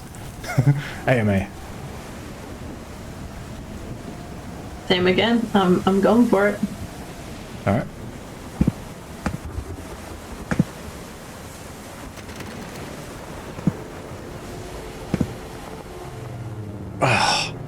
Just keep missing. What is happening? I need my real dice. If I had them here, I'd start rolling those, because I'm having problems with these not real ones. So in the previous campaign, we would joke that I had installed some sort of module that would give me advantages. Like what? But I feel like Ayame is just gonna try biff it, like just kind of snarl in its face, just get really pissed. It's kind of like looking back and forth between these two enemies, and as a result of sort of swinging its head and its body around so quickly, that's like why you miss it. But then you like snarl in its face, and it's like, oh, like this one is especially intimidating, and it sort of focuses in on you. Twig. Okay, can Twig see if this creature has been hurt? Yes, this one has been, kind of trailing some blood in the water for a little while. It looks like it's definitely wounded. Okay, that one's wounded. This one definitely Yeah, is. that one's choking on its own blood. Okay. Twig has mustered another spell from his mind, and he's gonna point. A mustard spell. Sorry. A mustard. Yes. Very cutting. Very Seeded? See. So yeah, the creature just needs to give me a wisdom saving throw. Is it this one? Yes, that one, please. Okay. See how wise it is. Oh, what? Come It's very on. wise. It's a reader. Oh, it's not wise at all. But so here's the thing. That's minus. It has Yeah. critted on a save against your spell. Oh. And so It's got a 19.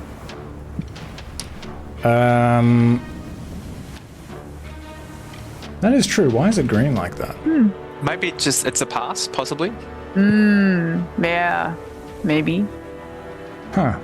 Maybe I've enabled something without realizing what it was. Because how would it know if it's a... Oh no, of course it would know if it's a pass, because... I guess that kind of makes sense, because... Okay, that's alright. Because in the game, it's not really a thing, obviously, like critting on a save. So I'll just have to keep an eye out for that. Okay, no, your spell goes down beautifully. This dolorous bell, Wait. like... Oh, sorry. The spell goes down well. It doesn't like sort of like burst in your face or anything, but unfortunately this sound is kind of like lost in the wind and kind of echoes off these rocks and everything. And although it might otherwise have still kind of caught this shark-like creature unawares, it kind of hears some of this echoing, and it's able to sort of wisely clasp its hands over its ears. It smelt the mustard. All right. So this shark creature up here is now focusing its rage on AMA, and it is going to try to bite you. But misses, just misses. Okay, Vindaros. Yeah, definitely, once again, 2 hands with the spear, straight into the meaty part. You just like Hopefully. pull the spear out and then just go. Yeah. I think it does more damage coming out. Okay, fingers crossed. Nice. Cool. It's just like, oh! In and twist. Before you can even stab it again. As you're saying, like, in and twist, you notice that it's like, its eyes go dark as you plunge the spear into it. And it's sort of like hanging off the spear in the water as it goes limp. It's like, damn, rope. He grabs the rope with his free, if he can, with his free action. Because that's what he went there for. Yeah, you can probably, I'd say you can His probably pick up a rope. interaction, yeah. Yeah, that's alright. Okay, I'll add a piece of rope to your inventory. Rope.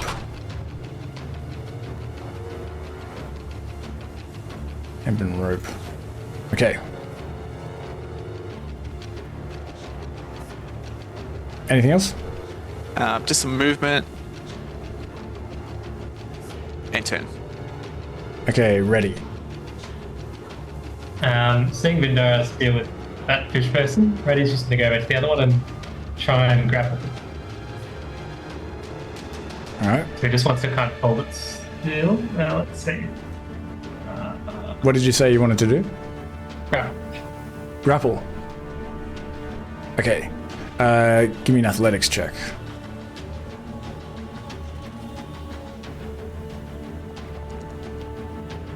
Ooh, nice. Okay. It is going to try to wriggle out of your grip. Ooh. Oh, tries to wriggle away, but it fails, and you're able to grapple it.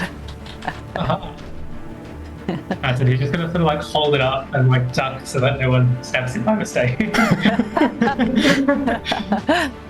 And it's like, did you call me a fish person? But you can't understand what it's saying. And I don't know how it heard you either. Okay, that doesn't happen, but we can imagine it does. Okay, this felon is going to attack. It would usually have disadvantage, but because this thing is grappled, it'll just have a flat attack. But it still misses. AMA. Can I move one and just sort of flank again and try it one more time? Yep. I want to land one attack, please. Alright, I'll allow it. Let's try it. Let's do this. And I've added the one. That hits. I did it. Oh god. So annoying. Grapple does give you advantage, doesn't it? Okay, 5. I didn't roll it with advantage. Oh well. That's fine. Nice, yeah, you kind of like stab this thing in the back as like Reddy's like holding it up. And it like kind of screeches and makes this kind of hissing sound, but it's not quite dead. Twig. Alright, Twig is gonna come and sliver its might. Oh.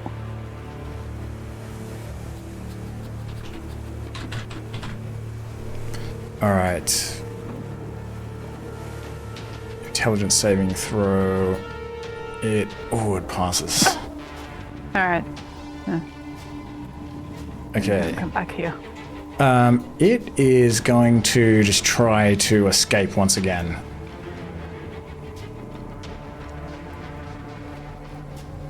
But no matter how much it wriggles, it just can't get away. Okay, Vindaros. Okay, is the original creature, the panther, are they struggling in the water? Were they injured and struggling? She seems quite injured, but she is kind of staying afloat okay. Like she doesn't appear to need immediate assistance. Okay, that's good. I'll move into that position and I'll just hold an action to attack if that shark-like creature gets within reach. Okay. Retty. Reddy's just gonna stab it while he's holding onto it with the other hand. Sorry, say again. Reddy's just gonna stab it with the other hand, with the free hand. Yep. With his dagger. Are they flanked or not at the moment? Yes, they are flanked. Okay. And I was trying to see, like, I think I was wrong. I don't think grappled actually does give an attacker advantage. When they're like prone is what it should be. Yeah. It's just, it looks like its speed just becomes 0.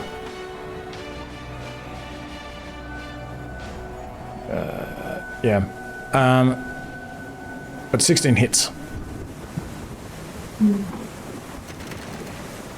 Finish it. Ooh, I think that's going to finish it. How do you kill this creature as you hold it above you? We're just holding him up there like that, and then sort of swims up with his dagger. And I don't know, it just appears, I guess, goes into his back. Just sort of like stab him from below. Yeah. Nice. Alright. And we're out of combat. And this Felid sort of utters some very anxious words of, obviously, of thanks. And you're able to kind of swim out of here in the direction of the shore. Unless you want to go somewhere else, of course. Can I stop and grab the rope that's closest to me? Because I can see a bundle that's near kind of the next rock. Definitely.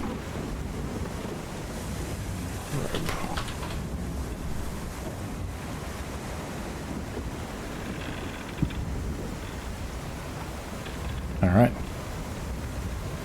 Anyone else? Yeah, Reddy might take like the sort of like the shaft of like an oar or something like that if he can find, or just a full oar, not an oar. Something he can use as like a staff later. That's more his style. Oh yeah, okay. An oar. I don't have an oar, so you might want to add an oar yourself into your inventory. Okay. Let me know if you forget how to do that. Give it a go. Yeah. But otherwise, you can head towards the beach. And it's a long swim, and some of you are a little bit injured, especially Vindaros. But as you're swimming, the rain does begin to lessen a little bit. There's still like panic everywhere, and there's still also like many of these shark creatures in the water. Many of them are sort of like attacking the hyena folk, thankfully. But unfortunately some of the prisoners as well. But there's kind of too many of them to take on. And so you kind of recognize that these remaining prisoners, you sort of witness them die. You're unable to save them in time. And you have to leave them behind along with these hyenakin. You swim to the shore. And yeah, the rain is sort of subsiding as you reach the beach. And let's do a 5-minute break for the middle of the session. All right. Cool. See you guys soon. See you in 5. Adrian. Yeah. Loving it so far. Thanks, man. It's really nice. It's really nice to be playing again. Yeah, definitely. Yeah, this is different to any other game I've played. It's awesome. Thank you.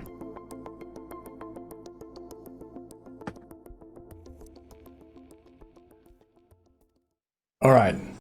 So as you're swimming back, the rain is beginning to lessen, and you're very tired. Some of you are injured, and you begin to see some of the animal folk who have already made it to the beach, and you see some commotion happening on the beach ahead of you.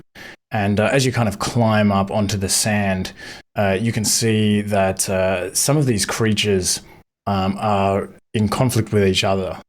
There's some of the obvious like carnivores are kind of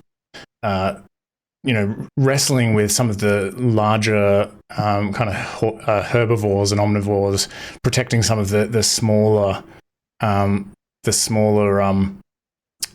smaller creatures that might otherwise be prey. And you also see, as you're kind of swimming, that there are some of these Hyenese in the water as well, swimming towards the beach. And as you pull yourself up onto the sand, you can see these kind of scuffles where the Hyenese clash with some of the escapees. Although there's a lot more escapees than there are Hyenese. But you're sort of like climbing up onto the beach and looking around, and just as you're trying to work out what to do, you hear this kind of like behind you as a couple of these, you kind of turn around and you see a couple of these Hyenese folk. They look kind of a bit like injured, and they've obviously been in some conflict with some of these shark creatures, but one of them is kind of shouting out to you like, if you can speak Desert Common, you know that it would say like, "You're not going to get away that easily," and they begin moving towards you on the beach. Ooh. So put yourself Daros. anywhere in this black square.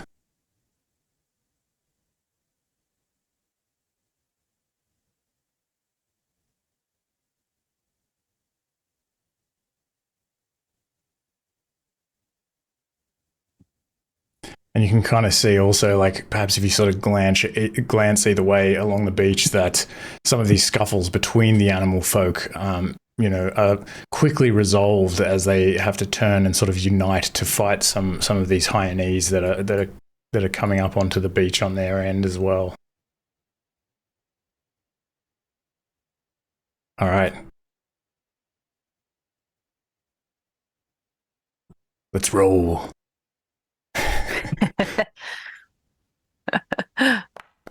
Fancy Has the new wheel been dogs. invented? Yes. Yeah, the wheel's been invented.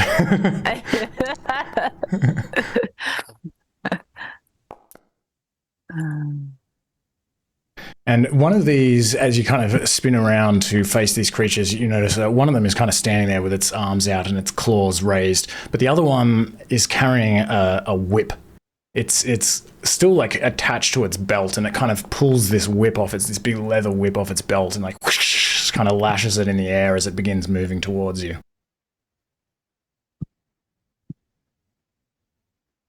And so this one, which I believe is the one with the whip, this one runs in to the first creature that it can see, and it is going to actually just move to... I don't know if that'll quite work. I was hoping it could like move and then like reach you with the whip. Okay, it is just going to dash over to... Well, it's going to move to here, and then... I don't think... Yeah, definitely too far. Okay, it is just going to dash at you ready. And it's kind of like whipping this whip in the air as it runs towards you. And this one is going to follow, and it is actually going to stay with its ally. And it also dashes towards you. Vindaros. Vindaros is going to... From Vindaros, you hear like this deep hum coming from him, like a meditation hum. And he wants to lay on hands on himself. Okay.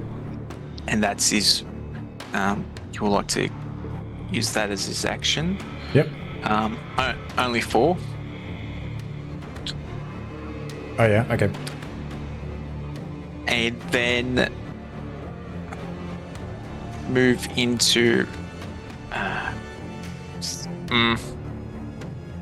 that position and then turn. All right, and just make sure you post lay on hands in the chat just so yeah. that it counts the... True. Oh, well, I guess you just change it to 1. What happens if you... Does it give you the option I'll to do like... that now. Usability. So you have to like use it 4 times. I guess just change it to 1. It's kind of annoying. Yeah, true. Got ya. Oh well. Okay, Cool. ready.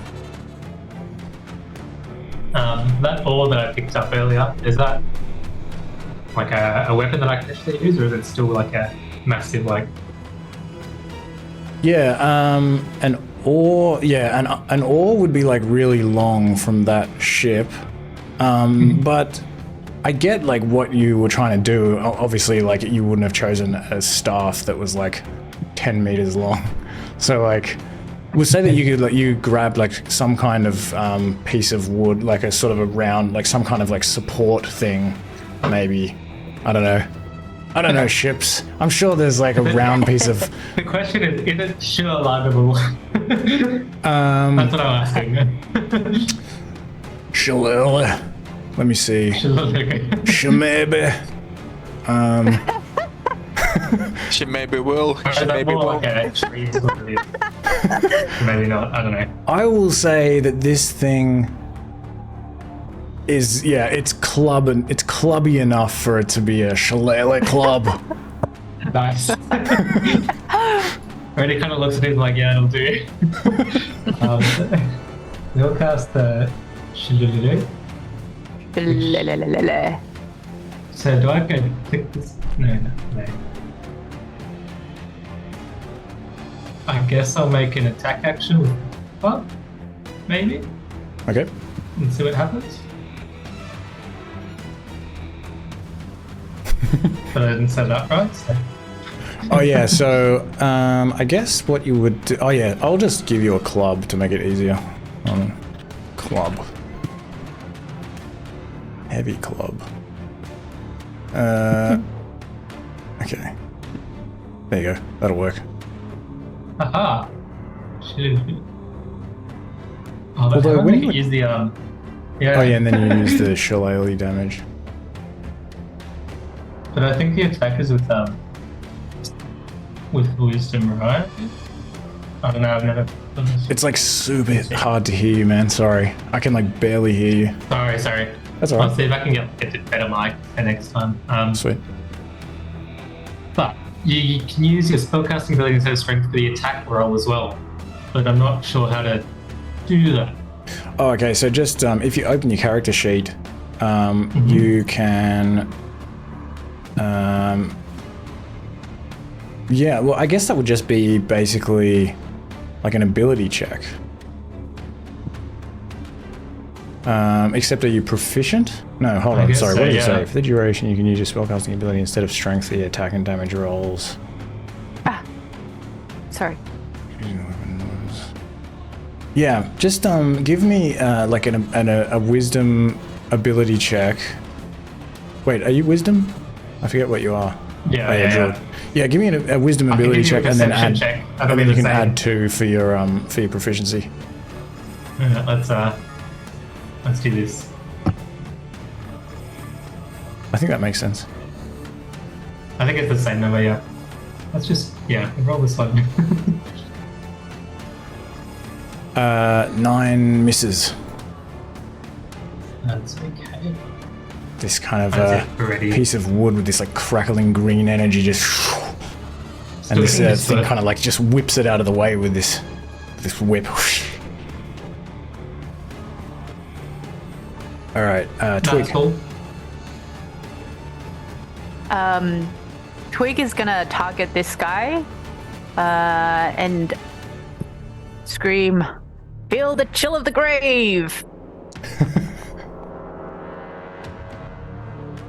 That hits. Yeah.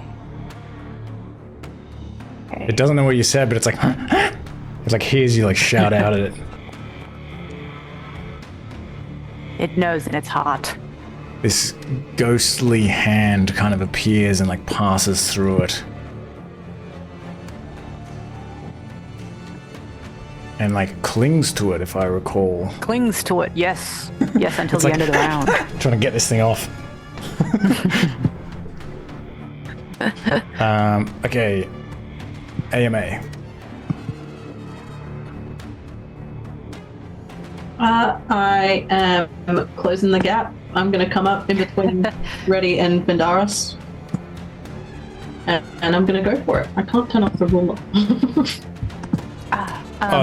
top left-hand corner, just reselect the sort of like, what do you call that? Like a focus Oh yeah, I see. Yeah, got it. thing. And I've still got the dagger. I'm ready. It's now got a bit of blood on it. It's mostly washed off. Maybe a little bit like around the hilt. It sees some of this blood like glint in the early morning sun, and it knows that you have caused pain before, but Not very much, apparently. yeah, it doesn't know the struggle that you've been through trying to inflict pain. I'm just gonna snarl again. Like, God damn it! With this one in front of you, as it sees you attempt to attack its ally, it is going to. Oh wait, I'm confused. Oh yeah, this is the one with the whip. It's just actually going to try to bite you, but it has pack tactics. It is bolstered by its allies' presence, so it has advantage on the attack. And it hits. It like bites you in the arm as you attempt to stab it, and deals 4 piercing damage.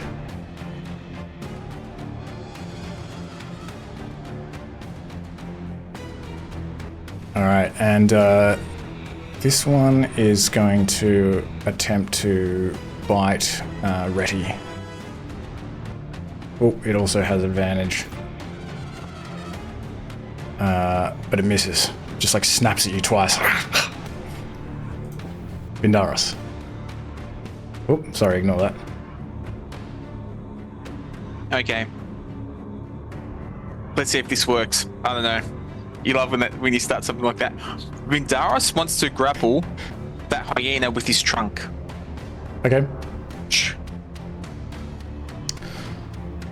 Give me a athletics check.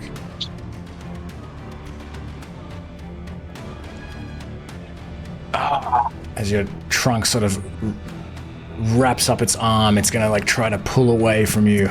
It pulls away fairly easily. You move too slowly for it. It's like End turn. okay, ready. Reddy's just gonna have another go at the one that I forgot Tara's character's name. Should I take that one? AMA? I think you should be able to hover over the token as well, and it'll show you the name. Oh no, it might not. It does actually. Oh, good. So let's roll that. Can you see the names of the monsters in the panel on the right?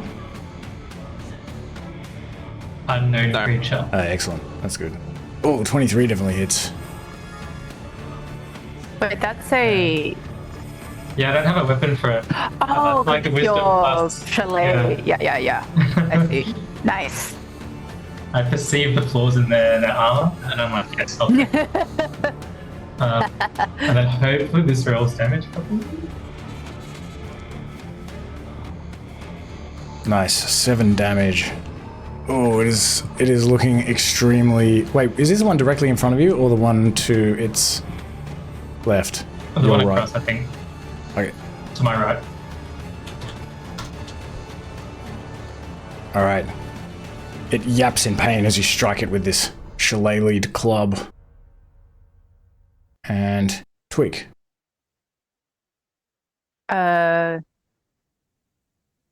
Twig is going to here and mind sliver the one in front of Reti. That's a DC 14 intelligence saving throw. All right. Passes. Very well. Oh, he can't move again. Okay. Okay, AMA. One more time. One day we'll get there. More Maybe. blood on the dagger. 11 misses again. It is not yet that day. But I do have second wind, so I think if I can use it, then I'd... Oh, it's a bonus action. Can I attack on a bonus action? I don't think I can. No, it's an action. Oh yeah, so second wind. So you can use second wind, but you wouldn't be able to attack again. Yeah, never mind then. That's it. That's all I can do. Okay. Linke is hearing me swear as much as physically possible. I'm so angry. And he understands you as well. It's flying out of my mouth. He's just nodding. Okay, this one is going to... it's just going to try to, like, whip you right up in your face. Just try to... just catch you with the whip coming up, AMA. It'll have advantage because of pack tactics. And hits. And does... only 3 damage. Just a gash on your chin. Not doing great. And this one is going to attempt to bite Reti. And misses. Okay, Vindaros. Yes, so Vindaros is going to use his spear and just impale the one there. Alright. Oh, sorry, wrong weapon.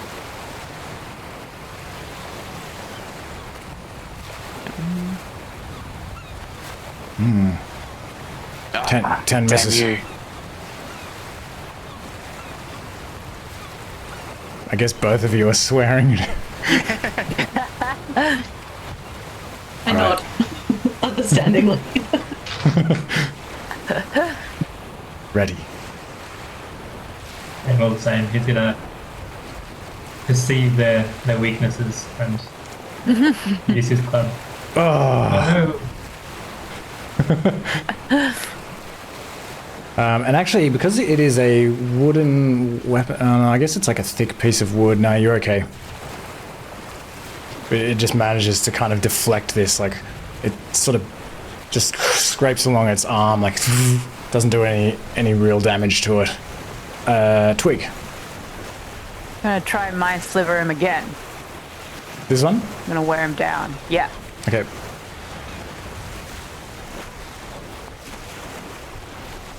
Nice. Haha.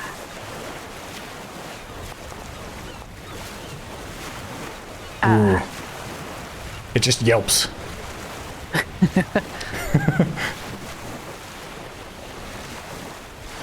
Okay, AMA.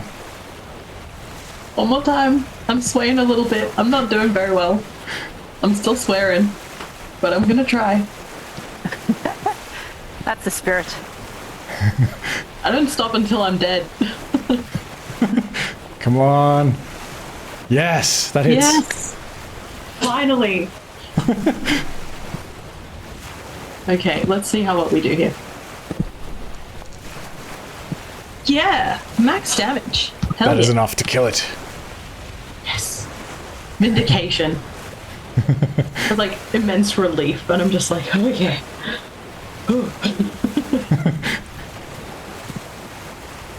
Alright. This Hyenese is now going to... it'll just keep... It's kind of sees its ally fall.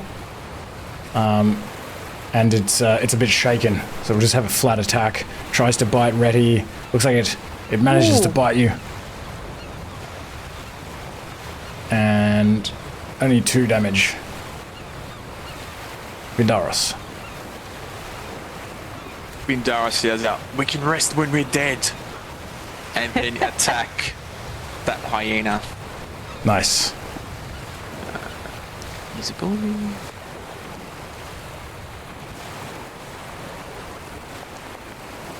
Oh, come on. Yeah, miss.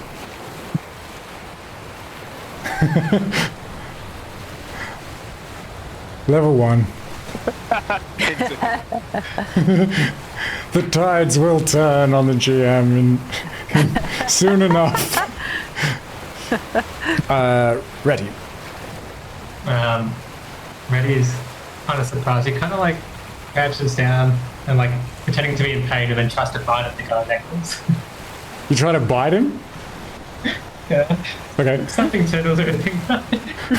Unarmed strike, I assume. Yeah, you can use unarmed strike. Snapping turtle. And you can add +1 for the it still misses. It just gives you like a confused look. Ugh. Twig. Okay. Twig is gonna call upon the bells, and that guy has a 1d4, minus 1d4 on its saving throw because of mindset. And but that would have, the only thing is that would have been from your last turn, and it only lasts a turn, I think. Carry I think. very well. On its yeah. I see. Oh well. I'm doing a mind slipper. Okay. It. Oh, goody. It's definitely kind of looking unbalanced on its feet, and this sliver just goes like straight in between its eyes. And it kind of looks over Reddy's shoulder, which is easy to do, I guess, because Reddy is like crouching down trying to bite it. And it looks at you. Sir, Yep. it was actually injured. Oh, okay. So you I need to do a roll D12. 1d12. Yes. Okay. In that case, how do you kill this Hyenese? A crescendo of bells flows towards its very sensitive ears, and it dies with just a clamor of bells, one in each ear, like dong dong dong dong. Yeah. It was always known for having especially sensitive ears for a Hyenese person, and this is basically the worst death that it could have hoped for.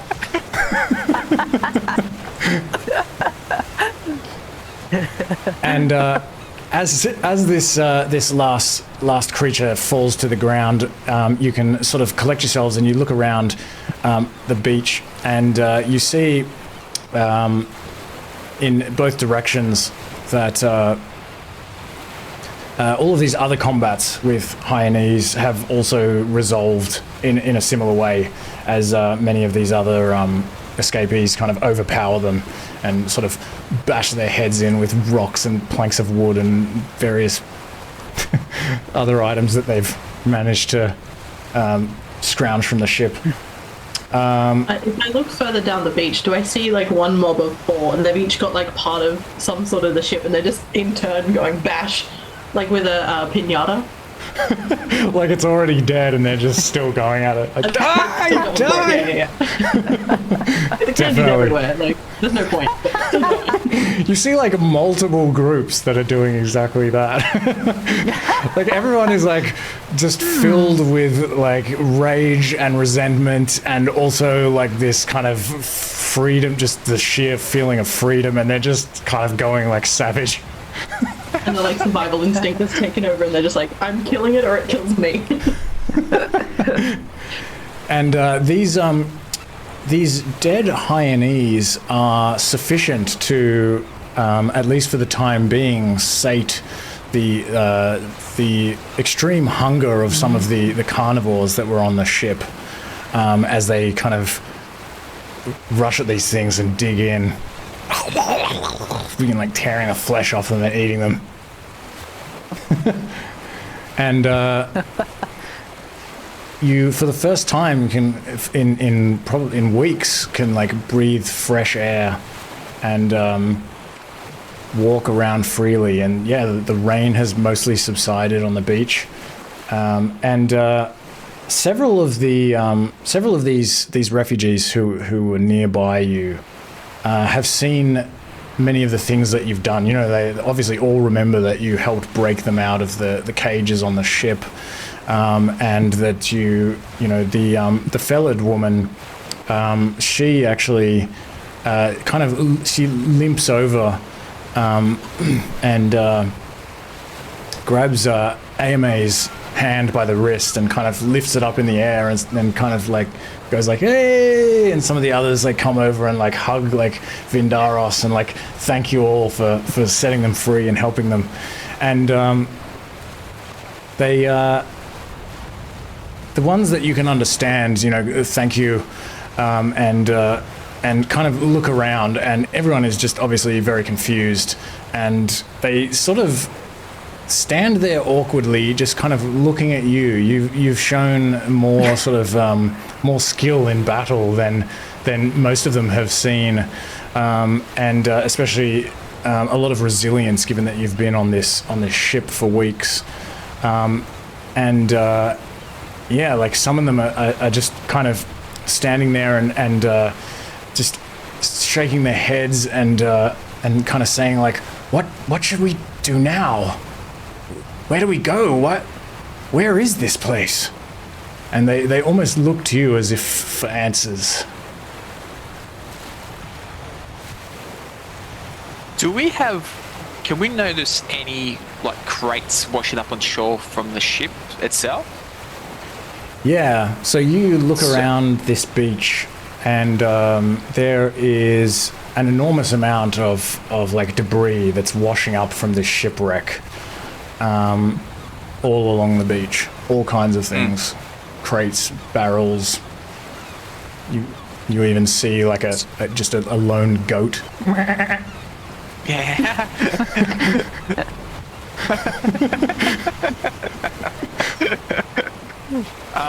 Vindaros will like to start gathering supplies that he can find from the beach. If it's like crates of food, anyone that can speak this common, helping, just explaining, let's gather what we can and just stockpiling areas and sorting out, okay, non-perishables, tools, and bits and pieces. All right, so I'll help translate to jungle people. Okay. So. Oh wait, no, I don't know what you're saying. Sorry, never mind. Oh yeah. I'm sure you could see us gathering, like picking up crates and putting them in areas. Give me a performance check to see how good your charades are. No, I'm just kidding. I'm sure. No, I'm actually doing it. I'm not miming. You just want other people to do it. Oh. Vindaros is leading by example. All right. Well, as you look around on the beach, Vindaros, and you're obviously looking for valuables. So give me an investigation check.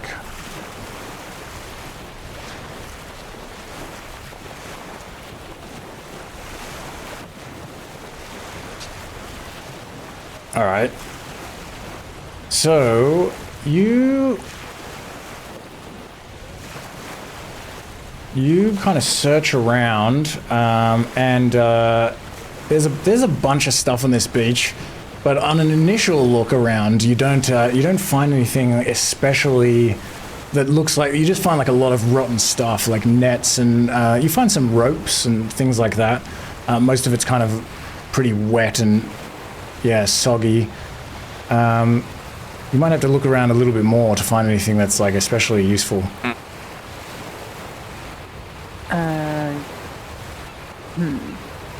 Yeah, can I help in the looking for?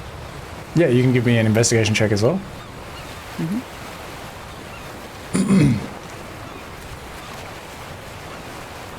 Nice. Okay. So you find some items. Let me see.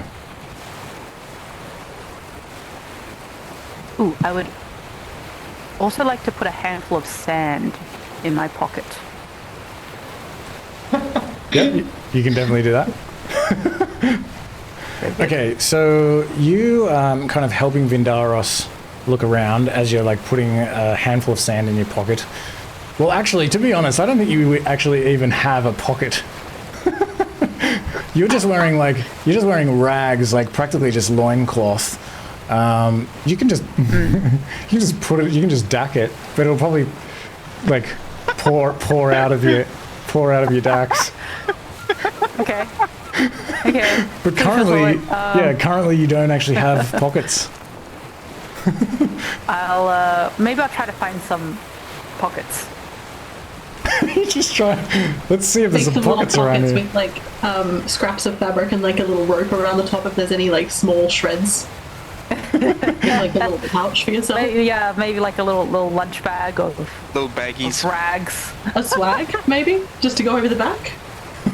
That's true. Maybe I could swag a rag. All right. Well, as you're looking around, you find a few things. You find a wooden club, and this is actually a weapon. And maybe you've noticed Retty like fighting with this. Yeah. Poor club imitation. You find like a really nice club. You also find, as you're looking around, you sort of turn around and you just come face to face with that goat. It's just like you're like, wow. It's my goat. You also find, no kidding, I actually rolled goat. Ooh. You actually find a leather pouch. You find an empty leather pouch. Okay, yes. Keeping it. And you see Vindaros kind of like looking in this crate, and the crate is just like full of like all of this like bread and stuff that's just like completely just soggy and wasted. But then you see this other crate nearby, and you run over to it, and you're able to sort of like crack it open, and you find 12 pieces of wood in there that, you know, sort of have like, they're torches. You find 12 torches in this crate. So you can add them to your inventory. I'll inform No, crate. anyone I can. Sorry. What? Sorry.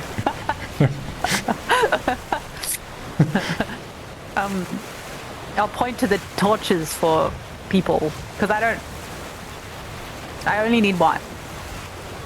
Maybe. And I will give Retty the club. Oh, just like the ones we had back then.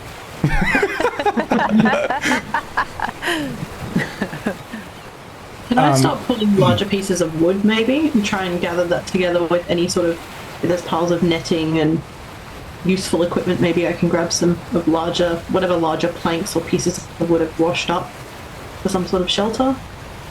Oh yeah, okay. Or wood even, if it's dry enough. Yeah, you can start like pulling pieces of wood together. As you're doing that, give me an investigation check, just to kind of see if you uncover anything as you're pulling all of these pieces of wood together. But yeah, there's like heaps of wood lying around, so using it for firewood or to build something is definitely something you can do. Okay, so you find some things as well.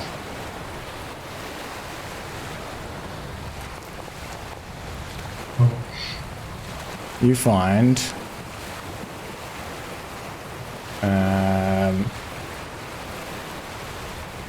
find as you're pulling one of these pieces of wood up, there's like a small clay jar under this piece of wood, and you can kind of pick it up and take the stopper off, and it looks like it's got like oil in it. It's like a jar of oil. Okay. You also find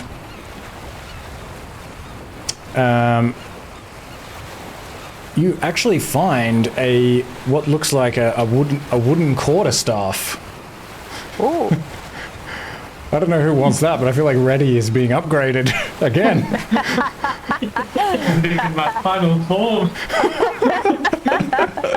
How large is it? Is it Retty sized, or is it sort of larger, or is it? It's about a quarter of a staff. No, sorry. It's sorry, it's stupid. A quarter of whom? Would you like to use a quarterstaff? Is that why you're asking? Myself? No. I'm just trying to see if it would fit. Because I just saw him get handed a club. Maybe somebody else would do with the quarterstaff instead. If it's a different sort of size, maybe it's better for somebody else. It looks like it's of average size. It's not too big. It's not too small. It's the perfect sort of quarterstaff that you always Between like a dream of seeing. I might try and offer it to Twig then and see if Twig will take it, or if it ends up going to Reddy, it goes to Reddy. But like, Oh yeah, fuck! I don't know why I thought Reddy instead of Twig. I forgot there was a wizard. That's true. Now I understand why you're asking, because it would be potentially like way too big. yeah, because if it's like gigantic, then it has to go to our lovely elephant friend. But if it's Twig size, then it can go to Twig. Well, I'll say that it does actually seem small, a little bit smaller than usual. When you initially thought it was perfect, it was because you had Twig in mind. Yeah, cool. Then it's going to Twig. kind of offer it. Thank you. How tall are you, Twig? You can be between I'm a 90. meter tall. Right. Nice. Yeah, so not too tiny, but like I'm definitely bigger than you, and I just sort of hand it down to you, and I just kind of like hold it out, like, do you want it? Because I don't know. Yes, please. Yeah, then sort of lower it down even more and just sort of gently hand it off. You also find a wooden flute, an instrument that, and it looks like it's doing okay, even though it's been on a long journey and washed up. Okay, I might keep a hold of that one for now and see who needs that. If there's anyone who's good with music later, they can be the entertainment. All right, and you find something else as you're kind of pulling some of these pieces of wood together. You sort of unearth something again, like sort of caught up in this pile of wood and netting and stuff like that. And it looks like it's like a circular. It's a leather case, like a cylindrical case, and. As you kind of pick it up to have a look at it, you see that it has a winged horse, an emblem of a winged horse stitched into it, along with a nameplate of some kind that's written in a language that you can't read. But you recognize that the winged horse is the same as the emblem that was on the masts of the ship. Can I open it? Is it locked? Yeah, you can open it pretty easily. You just sort of unwind the string and lift open the top. And you find inside that it is relatively dry in there. It's like a little bit damp, but this thing had some air in it and kind of seems to have floated enough that, yeah, it's not like full of water. And you can reach inside and you pull out a couple of pieces of like vellum, like parchment. And you can unravel these pieces of parchment and you see a couple of things. One of them is a map. It's a fairly basic map that's drawn with what looks like just brown and black ink of some kind. And I have a handout for this map. It looks like this.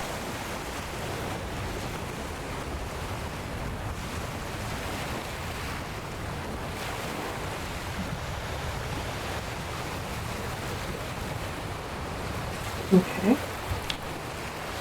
And you look at the other piece of parchment that is sort of rolled up with it, and this piece of parchment has 6 identical, essentially they're runes written on it in calligraphy. It's just this page that just has 6 of these runes on it that are all identical. But you looking at them, AMA, are not sure what they are. But you would immediately recognize that this looks like some kind of magical, mysterious thing. Yeah, so I guess I just take that back, try and like gather the group, obviously I can speak to Vindaris, but I'll just sort of wave and gesture to Twig and Ratty and just kind of pull them over and show them both things. Does the map look like an area I would recognize, or is that sort of... Does it look more like where we are now or where we were before, or is it anything? Is there anything I can recognize in it?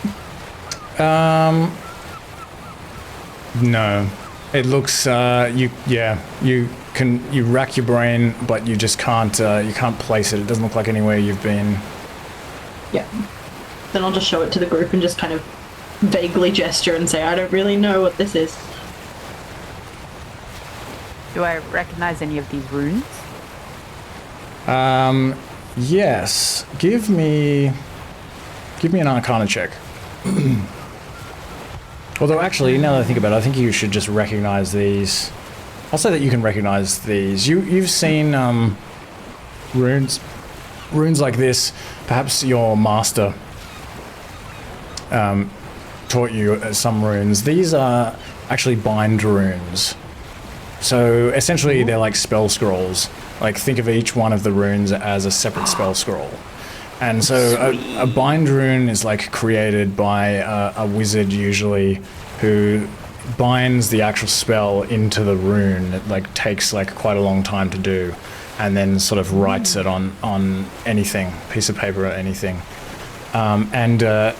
You feel that although these runes are a little bit beyond your capability, you might be able to cast them with a little bit of luck. And you think that this is tongues. The spell tongues. A spell that you would use to understand the language spoken by others. And there are 6, so there's 6 of these exact same runes. Yes, so you could try to cast tongues 6 times. Okay. Very good. Very good. I'll look very excitedly towards Yao Mei and be like, can I take this? I just sort of end up pushing it towards you and I'm just going to... I can tell you want to take it, so I just kind of make sure you know you can keep it. Cradle it.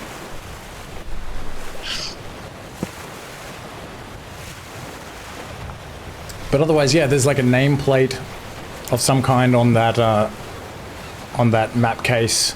But yeah, nothing else.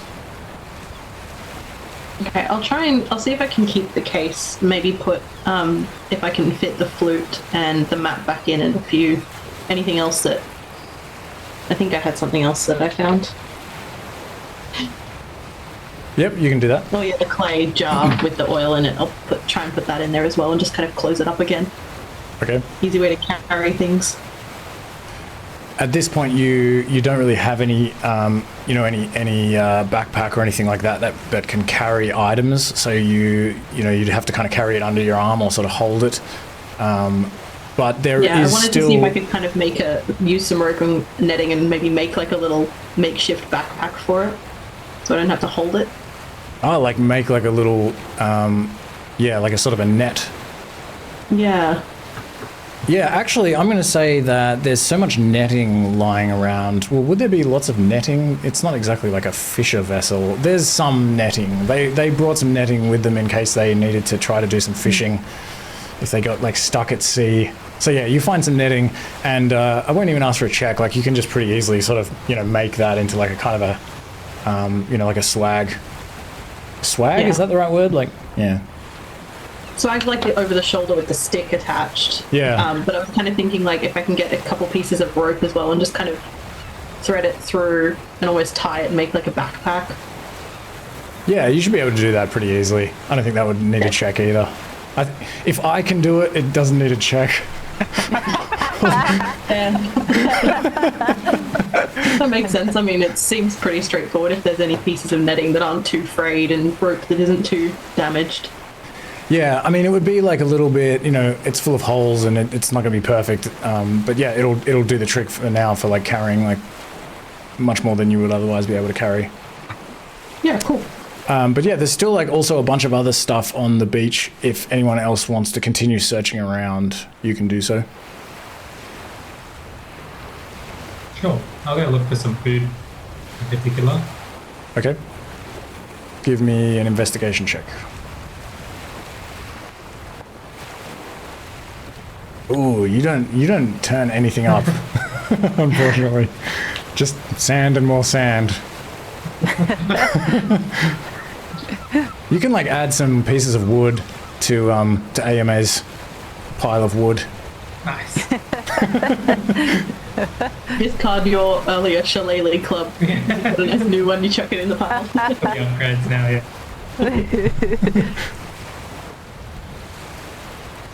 Anyone else?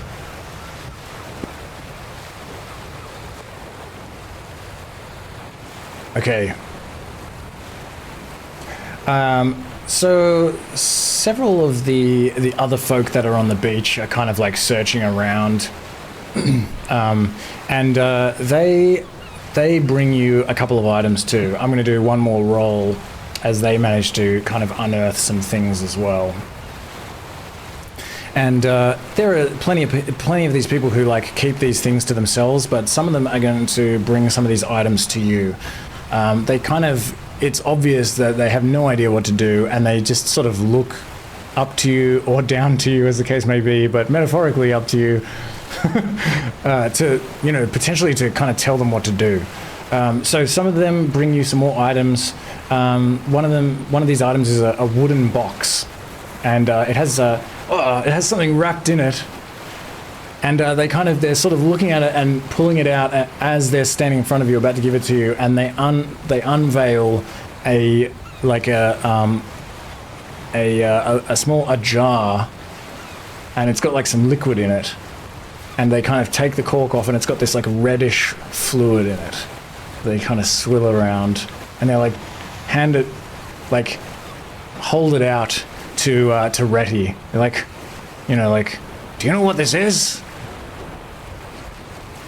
I take it. Do I know what it is? Give me a. Let me see. Give me an I'll show you Arcana. the rest of the goods as well. Give me an Arcana check.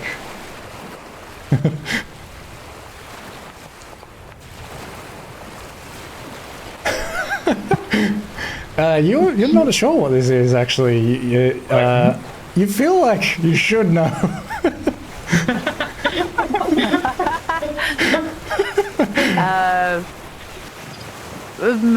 Could I have a little look at that? Okay. Yeah, Not you can give me familiar an to me. Arcana check. I don't know why I asked for a check. Let me put on my glasses. I lost my glasses. Yeah, your glasses were taken along with everything else. Okay, no. 10 is enough. 10 is enough. You think that this is a potion of healing. Woohoo! So I'll put a potion of healing. That's a potion of healing. Yeah, that's... Oh, that's right.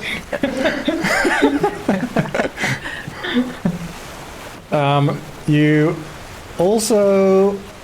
let me see. Already had that one.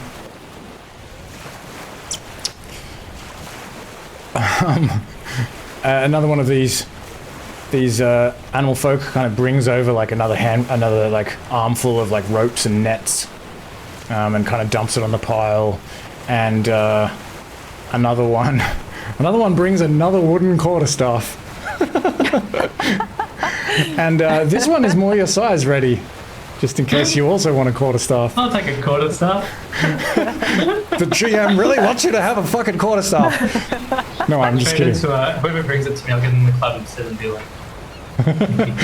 They're like, I don't want this club. No, I'm just kidding. They're like, oh, thank you. Keep it. Fuck them.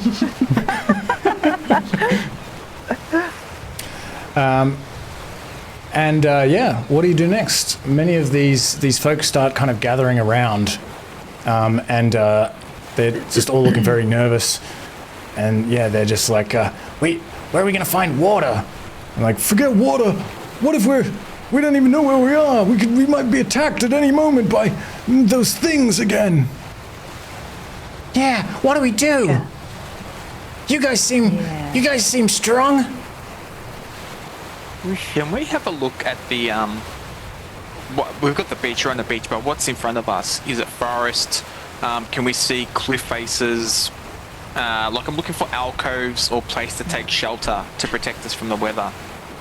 Yeah, so immediately ahead of you, up a little way, you see these embankments, a couple of meters high, and you see on the top of these embankments these like tall grasses that are kind of blowing in the wind, yeah, there's like a moderate wind at the moment. Actually, it's like it'd be very cold at this point. It's probably like 2 degrees, and you guys are like from like a pretty hot area. You are not used to this cold. Some of these people are like shivering as well, and they're also like, forget about safety. How do we get warmth? And yeah, you see these embankments with these tall grasses blowing in this cold wind. It makes you shiver. But you don't see anything, any inlets or anything like that in either direction along the beach. At least it's a little bit like there's a bit of a mist, a bit of an early morning mist kind of rolling in from over the sea, and so you can't see that far.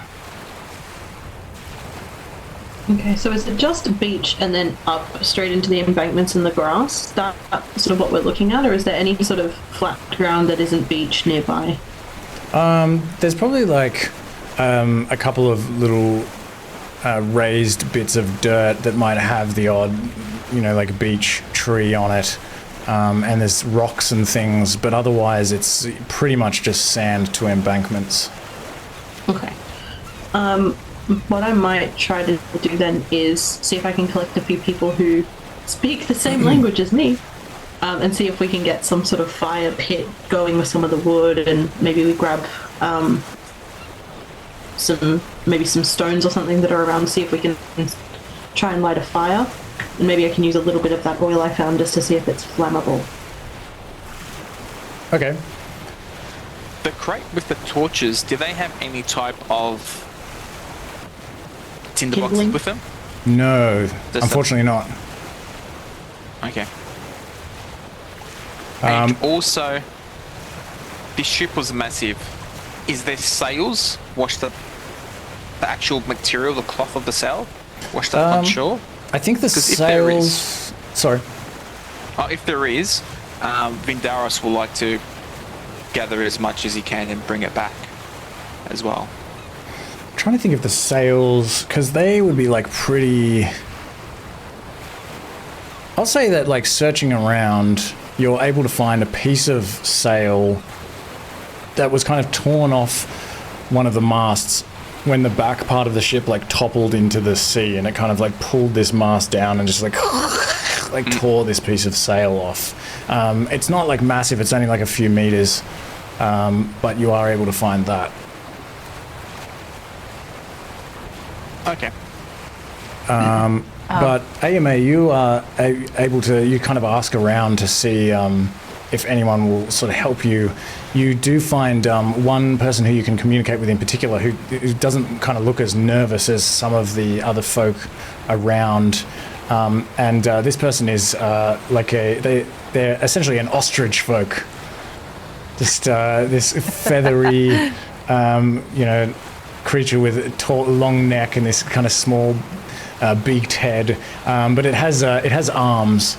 It's like a humanoid, and so it's not just like, it doesn't just have like 2 feet. It's completely useless. It's not just like pointing with like one toe or something. Yeah. It has arms, and it's actually picked up another quarterstaff. Maybe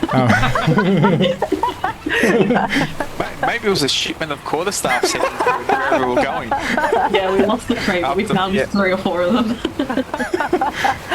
And it almost is it looks... elephant size? Is it what, sorry? Oh, elephant sized. Most of them Elephant sized. Well, it doesn't offer it to you. It's like it's walking with this quarterstaff, and it's kind of like sticking its head up a bit, like almost like it's used to being in charge, and it's like, hey, what are we doing? Hey, it kind of turns to you, sees that you're sort of like looking for aid. It's like, Yeah, you trying to start a fire? We need some tinder or something like that. What do you got in mind? I'll sort of turn and point up the embankment where the grass is and just kind of say, I want to see if I can find any sort of dry grass that we can use, but we'll need some sort of pit to collect some of the wood and other pieces and some rocks to see if we can get a spark. Can you help me find the rocks? I'll go get the grass. Don't you think first that we should decide who's in charge? I think I should be in charge. Then what's your idea? Do you have one? Yes. My idea. Well, it's funny because you said exactly what I was thinking. Right. So just can you collect the rocks and maybe grab some people to pull some wood together? Yes, I suggest that we do that. Yes. All right. Kind of turns around. It's like all of you there. Help us. We gotta find some rocks and make a little fire pit. I know this was a good idea of mine, and I think that you should do what I say. Some of them sort of like begrudgingly like roll my eyes and turn away. I'm just like, I don't have fucking patience for this guy. This person is annoying. No. But then there's another individual. This person, they look like an antelope person. And they're just kind of dressed in rags like anyone else, but they're also like kind of standing quite proudly. And you see this ostrich folk sort of go up to this antelope folk and try to order this guy around. And this guy kind of gets his back up like, and he's kind of saying to people near him, also like in like jungle common, like, who does this guy think he is? All of a sudden, someone made him king? I don't see any of this, but I imagine I feel vindication just in my soul, And someone else is like, what the fuck is this guy doing? But then this guy actually, you feel vindicated for a moment, but then you see that he's actually like stopping some of these people that are like getting these rocks and things. He's like, no. You can tell he's saying this. And like Reddy and Twig, you'd be able to hear this as well. He's like, we need to get off this beach immediately. We're just sitting deer out here out in the open. And this ostrich folk is like, what is this idiot saying? We're clearly trying to do what I said that we should do, and create a fire pit for some warmth. I mean, it's bloody freezing. It's 2 degrees out here. he doesn't say that. It's at least 2 degrees from zero. So Twig's seen this sort of interaction go down. Seen a Yao Mei go and talk to the ostrich, and he understands the deer. He's like, where do you think we can go? Well, I think we should try to find some cover somewhere. We don't know what creatures live on this land. Anyone could just come and try to eat us. Trigger takes a moment, peers at him thoughtfully, says, well, we should make you in charge of an expedition team to look for a place of shelter. It's a very important role, and I think you'd be excellent at it. He kind of puffs out his chest. Oh, yes, that does sound like something I would be excellent at. All right, you there. We're going on an expedition to look for some shelter. And he kind of collects a couple of people, and he's like, there's some grasses up there. Let's peek over that embankment and see what we can see. And he kind of stops interfering with these people that are like collecting the wood and the rocks, and goes over and kind of investigates this embankment. And as this is happening, many of these other people do finally bring over like a bunch of rocks and then kind of like helping you dig this pit so that you can putting like wood in it so that you can try to light this fire. But they are kind of like looking around, scratching their head. This ostrich folk is like, but how did I say? I forgot what I said already about how we were going to light this. My name's Razi, by the way. What's your name? Is he speaking to me? Yes. Oh, because I've already walked off. Oh. I've been walking this whole time. I've been going up the embankment to grab some grass. I'm gone. I just sort of made eyes at Vinderos and kind of pointed. I was just like, I'm going that way. I went. He put some of this wood in the pit and he's like, yeah, so what is your name? Anyway? What? Oh. He just like sees me in the distance. I'm like trying to get up. But then he sees Reddy. He's like, Yeah, I was talking to you. What is your name anyway? Does he speak jungle as well? yeah. Oh no, sorry. I forgot that you speak jungle common. I'm getting confused. Give him a confused look. Vindaros. Oh, yeah, he's like, What? You don't understand me? He's like, what about you, big guy? Vindaros, what's your name? Razi. Razi. Ah, interesting. You look lost. What were you up to here?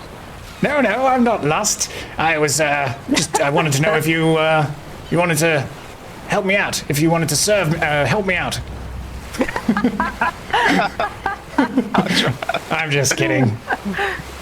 Look, I'm actually I'm head guy back in my village, or I was.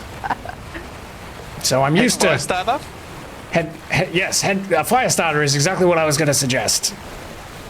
Okay. How do you think we should prepare for this fire and light the fire? I think we should look under some pieces of wood. he kind of like kicks up a piece of wood with his leg. There's nothing under this one. Have you found anything yet? No, I've had just as much luck as yourself there. And you see like Vindaros's pile of like random crates just piled up there. All right. So you're probably looking for some some kind of lighter, and Yao Mei, you're kind of heading for the bluffs. And Yeah, I just wanted to see if there's any dry grass, anything sort of dead looking that's not been rained on too much or might dry out quickly that we can use to, at least, if we can get a spark, we can maybe light it and it'll take hold in the wood as well. When you get to the grasses, I mean, they're kind of tall, pretty green grasses, and they are pretty wet from the rain. Because of some of this mist, it's a little bit difficult to have a good look around, but you could climb up onto the embankment and search further. Yeah, that's kind of what I'm hoping to do. So when you climb up there, you see a scene of basically a division between two worlds. You see before you, to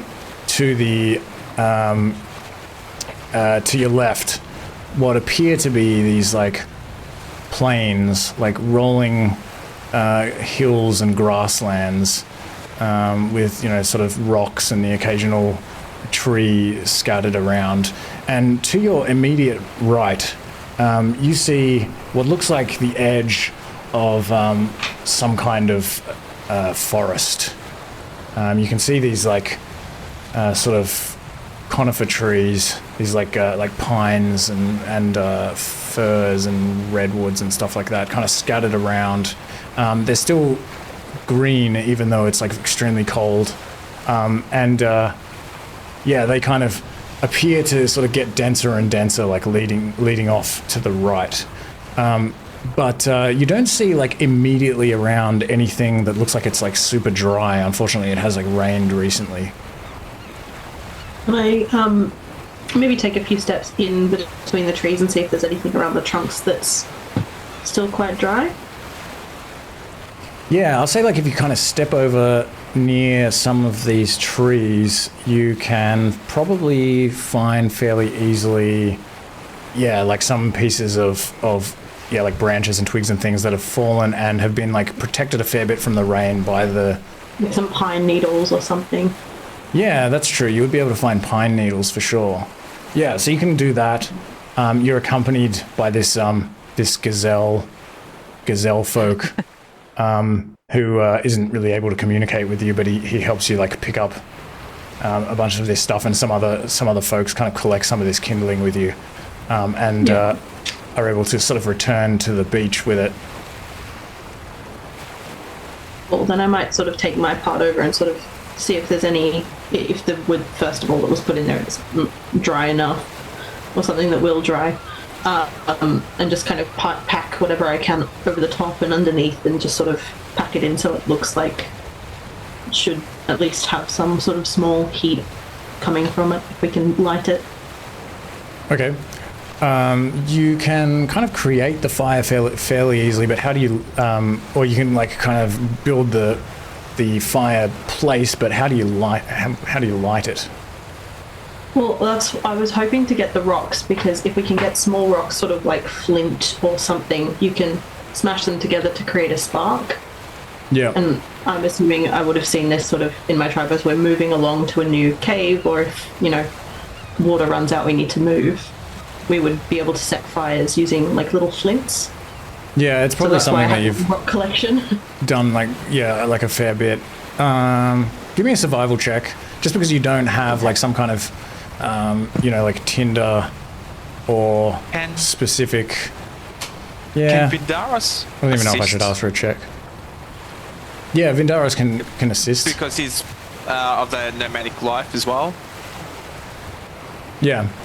It's like pretty windy here as well. Like there's like a moderate wind blowing coming off the sea, so it'll be like a little bit difficult. We've kind of directed the fire pit next to one of the rocks that'll sort of block the wind. So sort of when I was talking to the ostrich guy, I've kind of gestured to where I thought we'd be at least somewhat protected. Yeah, you can do that. You can kind of like find like a place that's pretty protected from the wind. Give me a survival check. Yeah, just give me a survival check. I'll do a very low DC. You're out of the wind. You found some dry brush. Advantage, or are we both rolling? Yeah, sorry, roll with advantage because Vindaros is helping. Nice. You struggle a little bit to kind of use these stones that don't exactly sort of work very well for lighting a fire, but eventually you're able to get a spark in some of these dry leaves and branches and pine needles and things, and you get some smoke. You can like kind of blow on it and gradually encourage this fire to grow, and eventually you have like I guess it would probably grow. You've got like a lot of wood into like quite a nice, impressive like bonfire, and like many of these folk who are like freezing kind of come over and like warm themselves by the fire. Some of them like grab pieces of the wood and like take it and kind of light like secondary fires. And yeah, everyone at least has some warmth for the time being.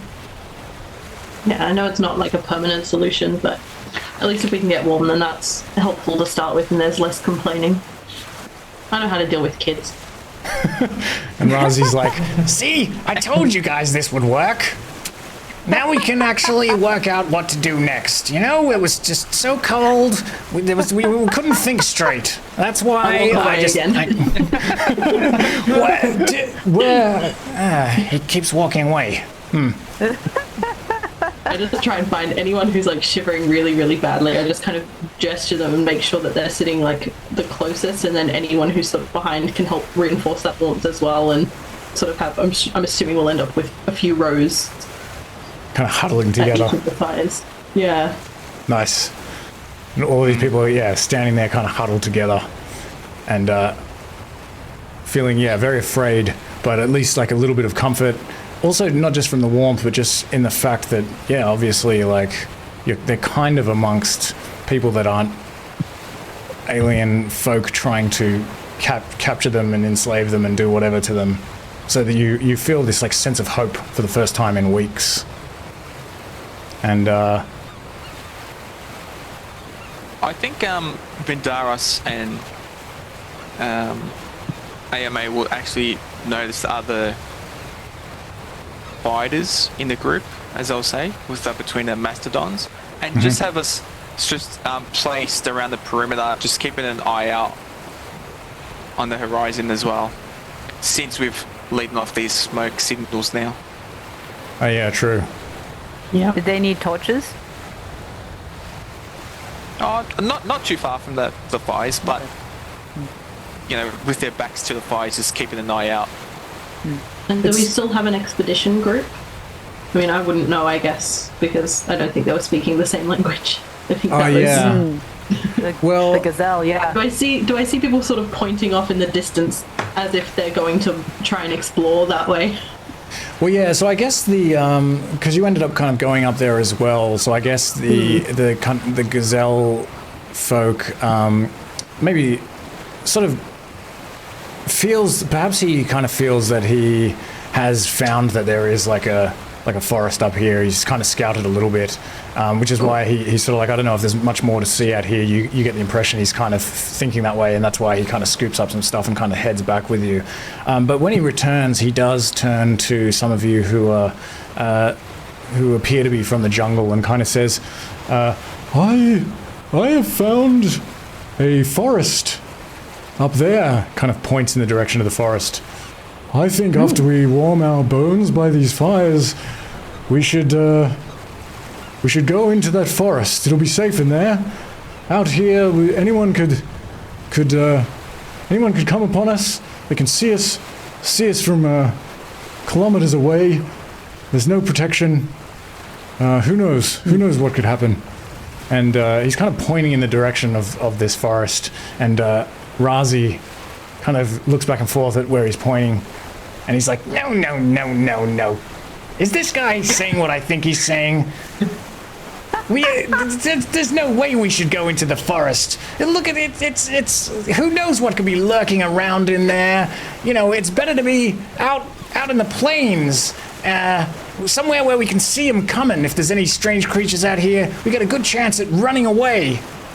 Long before they can even reach us. Trust me, I know what I'm talking about. I am from the savannah, and I've survived for a very long time because of my thick, powerful legs, my ability to run away when it's prudent to do so.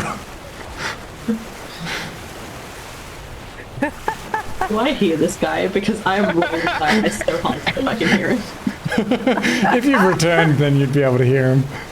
I feel like I'm also along the perimeter, but I feel like some of the sound would carry in his voice. Yeah. His voice is like echoing around the whole area.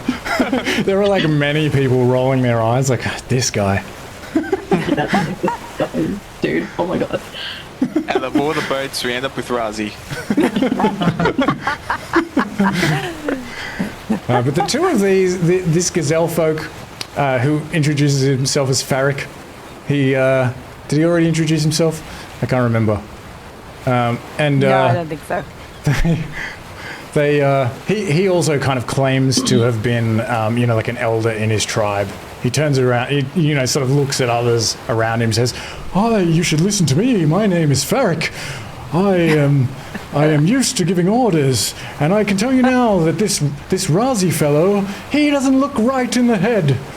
And they're kind of like arguing with each other without being able to understand each other, but they're kind of pointing in different directions. One is clearly saying like we should go into the forest, and Farrik is clearly saying we should go into the plains. And many of these other folk are just kind of huddling around these fires, just kind of feeling like they're too glad for some warmth to have to make a decision like this right now. And so let's leave it there for the session. For the first session, while we huddle around these fires. Seems like there's some other fires to put out. Some ego fires. But yeah. Thanks for playing. Awesome. Thanks, Adrian, so much. This was awesome. Thanks very much. Really cool. Yeah.